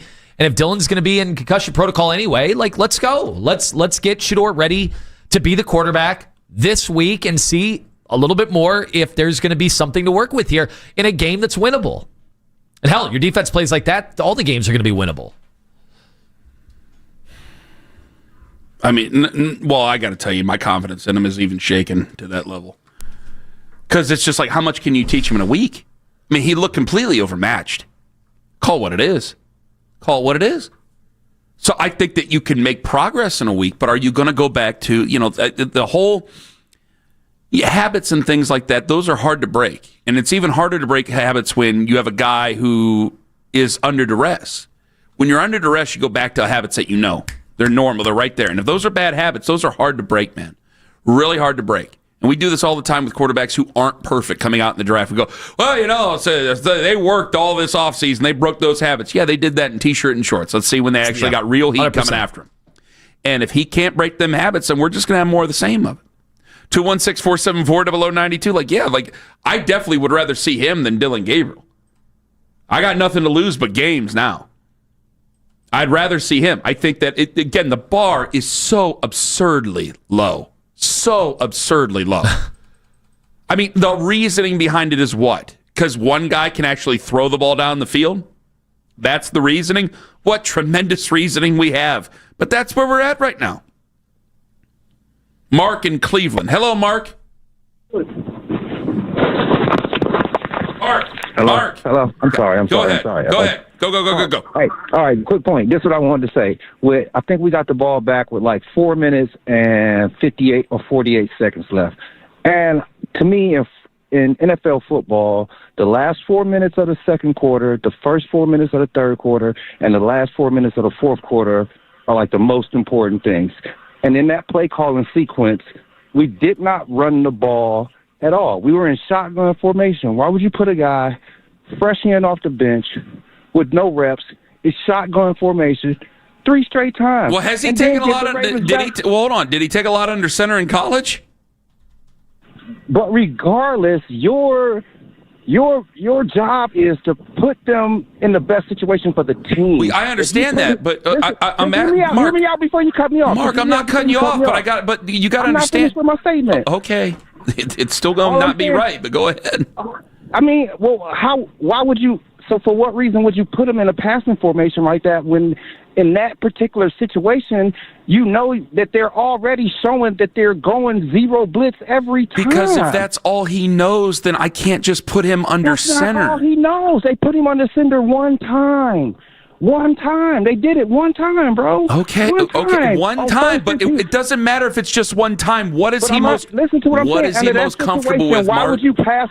Listen to what I'm saying. They passed the ball 3 straight times. The Ravens got the ball back, and with that 2 minutes and 38 seconds, that means they only held the ball for 2 minutes, bro. That's why they was able to do the fake 4th down and get the score. They got the ball back with 2 minutes left. You're not supposed to let them get the ball. Period. Mark, I understand that. Well, I'm just gonna continue to argue the shotgun thing. But either way, what do you have? Well, the timeline's a little off there. The Browns had the ball with 4:59, and the Ravens got the ball back, and there was 4:32 on the clock. So there you have it. Why would you just hold the ball for a minute and some seconds? And they did run the ball. The first play, they ran it with Quinshon Judkins. Okay, thank you for the call. Well, I noticed with Quinshon, like every time in the first half of that game, I thought he was going to break like 5 of those plays. And then I looked at the end of the game. There were like 8 no gains, again, where he's getting hit behind the line of scrimmage. And he can't get the yards per carry up. It's not his fault. Like, I don't think it's Judkins' fault. I mean, and even before Shador came into the game, there was a spot where him and Bitonio ran into each other. Bitonio's pulling, and they ran into each other on what could have been, something on an inside zone play. There's been a lot of not great, and it just the light that gets shined on it for me every time is you're going to win Defensive Player of the Year and Defensive Rookie of the Year and win 3 games because the offense has been atrocious. Yeah. And I don't want to. It's more than just this guy didn't get this play called for him this way, or he didn't get to line up the way he wanted to. Well, there's a bigger infection on the offense, and it's taking over the whole team. The whole thing is bad. The whole thing is bad. Like, there's a couple players that have some talent, but the whole thing's gone to hell. It's not a plan. So I don't mean to get in a big argument with Mark over even the littlest things, but they do matter, especially when you're trying to make a young guy comfortable, because clearly he is uncomfortable. And that's why he shouldn't have been the backup. Sorry. That's what I've been trying to say for weeks. For weeks. So it should have been Bailey Zappi. Yes. Okay. Yes. Sure. Yes. Don't yell at me. Sorry for yelling into. I'm not yelling at you. I'm just yelling at the entire situation. Too, You're a veteran and you deserve respect. What I'm pointing out is again, I wanted to play him, and yes, had he never played, I'd have bitched everyone's ear off about him not playing. How could we go through a season without him playing? How could we go through a season without seeing if he could play? But I wanted him to start for the love of God. I wanted him to start. I never wanted him to be the backup. I told you when they made him the backup, they were not setting him up for success, and I was worried about it. Maybe I should have stood on the table and been louder about it. Maybe that's my fault, because I try not to lose my mind screaming right into the microphone. I'm sorry. Damn it. He's not set up for success. The offense that he was in college was a college offense. Stand, deliver. That read's not there, take off. That read's not there, take off. It's college. Blame it on whoever. Blame it on his old man. Blame it on Pat Shurmur. Blame it on the one guy who got fired for probably trying to make him do something different. Kent State coach? Sean Lewis. I don't blame him. Blame it on them. I'm sure he's working hard. It's not like he's not trying. I don't think he's just sitting on his ass all day. That's probably been the problem. I mean, we want to sit there and say, well, so-and-so's mean to him, so-and-so hates him, so-and-so don't. No, it's probably none of that. He probably just wasn't set up to be very successful right now as an NFL quarterback, and it's going to take some time. And because it's the Browns, they never give anybody time. They don't have any time because, as you said, well, it's not a developmental league. And you're right, and a lot of people are right. But again, when they use the term, you have to remember, guys, you are talking about the Browns. They are different from anything else we ever talk about in professional sports, let alone the NFL. So it's not a developmental league. They use the term developmental. It's a situation where you don't have guys taking first-team reps that are backups. Luke McCown's come out and said it, and Kurt Warner's come out and said it, and I'm sure that Bobby Lane would come out and say it if he were alive, which would be a hell of a thing if all the things that he were to say if he were alive were that. Otto Graham probably would say it if he came back. But the difference is you already gave a backup first-team reps, and so you've opened up Pandora's box for criticism. That's what you've done. So now I have to hold you accountable for the things you already did. The problem is when you've done things that are nonsensical, it doesn't even make sense to hold you accountable. That's my issue. Kenny's getting worked up. See what's going on here? Yeah, I called it out in training camp, Ken. Thanks for finally getting on the program. We called this all out like 18 weeks ago. It was ridiculous. I have to look. The whole thing was ridiculous. You made me do this, you bitch! Stop playing that. That's from a movie in college. I was young. I'm the bad boy. I was young and confused. That sounds similar. Check my ass out. Kenny's developing. I don't know if you're going to make it through this segment. There's about 30 seconds left. You look like it's about to be all over for you. Because we're all yelling at each other for a football team that doesn't know what the hell it's doing. We're all getting mad at each other and sending each other nasty tweets and nasty messages and nasty emails and sending nasty calls and text messages and cussing each other out for a team that doesn't know what it's doing. They don't know what they're doing. I don't know if they ever knew what they were doing. So the only way we're ever going to fix this is if they luck into it. Which I pray to God that there will be luck. That's the only way this is getting fixed. No. Well, you made this decree at the beginning of the season. Make it forgettable. Have they done that for you? Yesterday was not forgettable. Yesterday there was some juice. Yeah, the difference is it's not that it's memorable, it's haunting. There's a difference. Don't you guys get it? Don't you get it? We're tearing each other apart. They don't make any sense. They don't do anything that's sensical. They don't. You see that? Yeah. You see that? I was going to come over the table at you earlier in the show. They don't. This is what they do to us. Yes. We'll develop him. Who's your quarterback that you have ahead of him? Joe Flacco and Kenny Pickett. Yeah, good luck developing. He's going right to the front of the line. If he had been taken behind Lamar Jackson, who was the other team that was interested in him? The Eagles. If he would have been taken behind Jalen Hurts, there you could have used the term development. It's Cleveland Browns. You have no time to develop anybody. Father says it's not a developmental league, though. Remember, doesn't need to develop. There was the Shador package at the end of practice. Remember we heard about that? Yes, I heard about that too. Earlier in the year. I'm blaming the Baldwin Wallace wide receiving group. Yeah, what are they doing to get him better? We're supposed to be a city united. The John Carroll receivers would get him ready. Right. The Baldwin Wallace, I'm sorry. I want to apologize to Mark in Cleveland for bogging it down earlier. I want to apologize to all the callers that I got into it because the joke's on all of us. It's a circus. I'm the biggest clown. There we go. Glad you've come to that realization. Yeah. Friends, Ken Carman here for the Ohio Turnpike.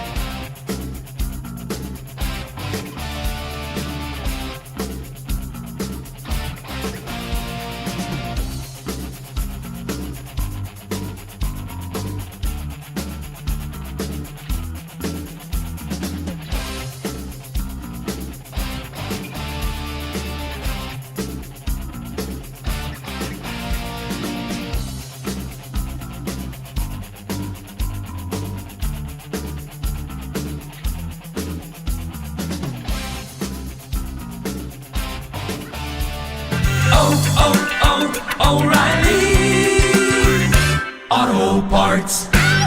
You can now watch The Fan live on YouTube. Catch the Ken Carman Show with Anthony Lima from 6 till 10 a.m. and Afternoon Drive with Nick Wilson and Jonathan Peterlin from 2 to 7 p.m. each and every weekday. It's free. Subscribe to 92.3 The Fan on YouTube.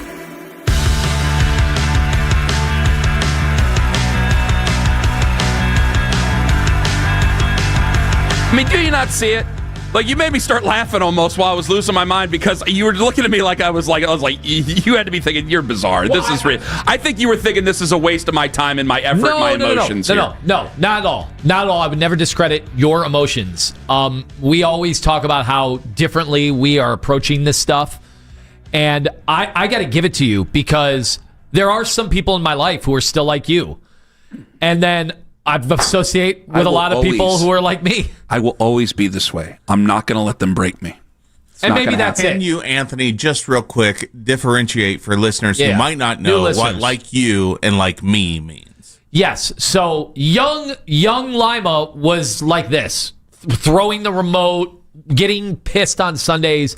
And unfortunately, I don't throw anything anymore. Not even your kids. No. You've been very good with them lately. I used to be that way, and they broke me a long time ago. It's God's honest truth. I'd love to get back in the mode of life or death on Sundays. It's just not there. And sometimes my boss, it's like, come on, Lima, you really don't. And I'm just Lima gets mad at him. And I'm like, I can't change my visceral emotions.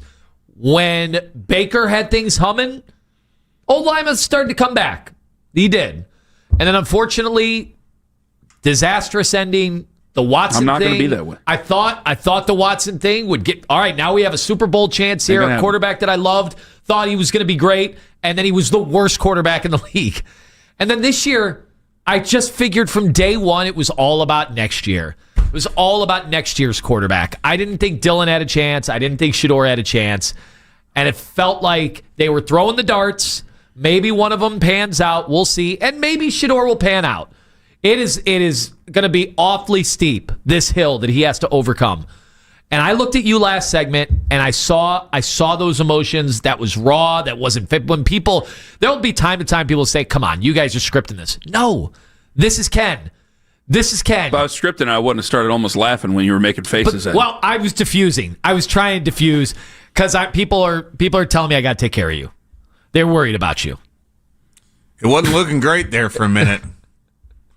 That's the reddest I've seen you get in a while. It would be one of the greatest internet things ever if they go, this team's so bad they killed Ken. They killed Ken. Oh, my God. Okay. I didn't mean it like that. But if the team was so bad, I'd drop dead right here while yelling at them. And then we play the blame game. Who caused this? 216. I want you guys to know in the event of my passing while yelling on the air about them that you guys have full permission. Who do you blame for me dying on the air? Mitch is going to be on that poll. You have full permission to make fun of me, everything. I don't care. I'm going to be this way. Could I be charged with manslaughter? I'm not going to let him break me. I'm not going to. I will already absolve you from it. I don't care what the feds have to say. I'm not going to let him break me. I'm not going to do it. Hell or high water. I swear to you, I'm going to try to hold him to some sort of, and that's coming from me, who's one of the bigger apologists for him. I'll admit it. I apologize for him all the time because I want him to be good. I want him to be good, and there's times where I just don't want to accept the truth of what they are. And what they are is a team that just runs around in circles. An organization that just runs around in circles. There's some things that they do off the field that I think is right and wonderful, and they've been given credit for that. And then there's some things like yesterday where I'm thinking, well, yeah, people can bitch about first-team reps because you gave first-team reps to another backup. That's not how it's done in the NFL. That's the way it's done at 76 Lou Groza.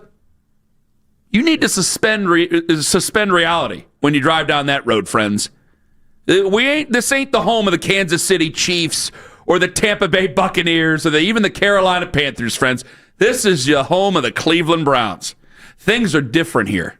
Remember, Andrew said it. He likes to zig when everybody else zags. We're zigging, baby. We are zigging.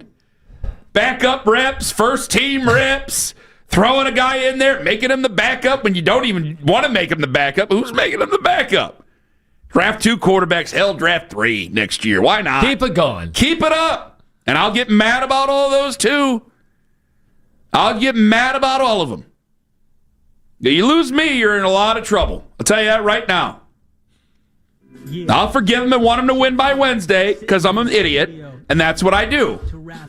All the time, knowing that my rap is going to be better. Have the flavor. It's unbelievable. He's in concussion protocol, and I don't even know. And then, I'm hearing it from you. You're just like, at least he tries to push the ball down the field. Might as well just let him start. Like, we got 7 more of these to go. Yeah, oh yeah. Meanwhile, they got to make a decision on you-know-who. Hey, might be a window opening. Boogeyman might be coming back through the window. We have all sorts of windows. People say the windows are closed here. No, we have another window that could be opening. She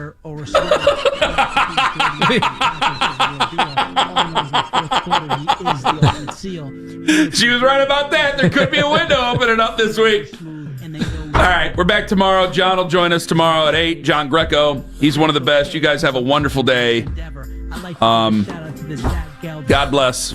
Go Browns. Go Cavs. Cavs play tonight. Big one tonight. Cavs play tonight. All right, have a great day. This is the end of my silly little rap. Thank you for paying attention and making sure that you're not booing, but you clap. Hey, sounds good. Where's your entourage now? Cool, I got on the last show. Loser town, loser fans, and you guys are a loser show. This is Boomer Esiason with an Odyssey Sports Minute. Today's birthday shout-out goes to Hall of Famer Elvin Hayes, a durable, dominant 6'9" forward center for 16 seasons. The 12-time NBA All-Star recently marveled at how much freedom today's versatile big men are afforded in the modern positionless game. Back in his heyday, the Big E recalled coaches would be like, "Don't be out there handling the ball." Happy birthday, Big E. I'm Boomer Esiason.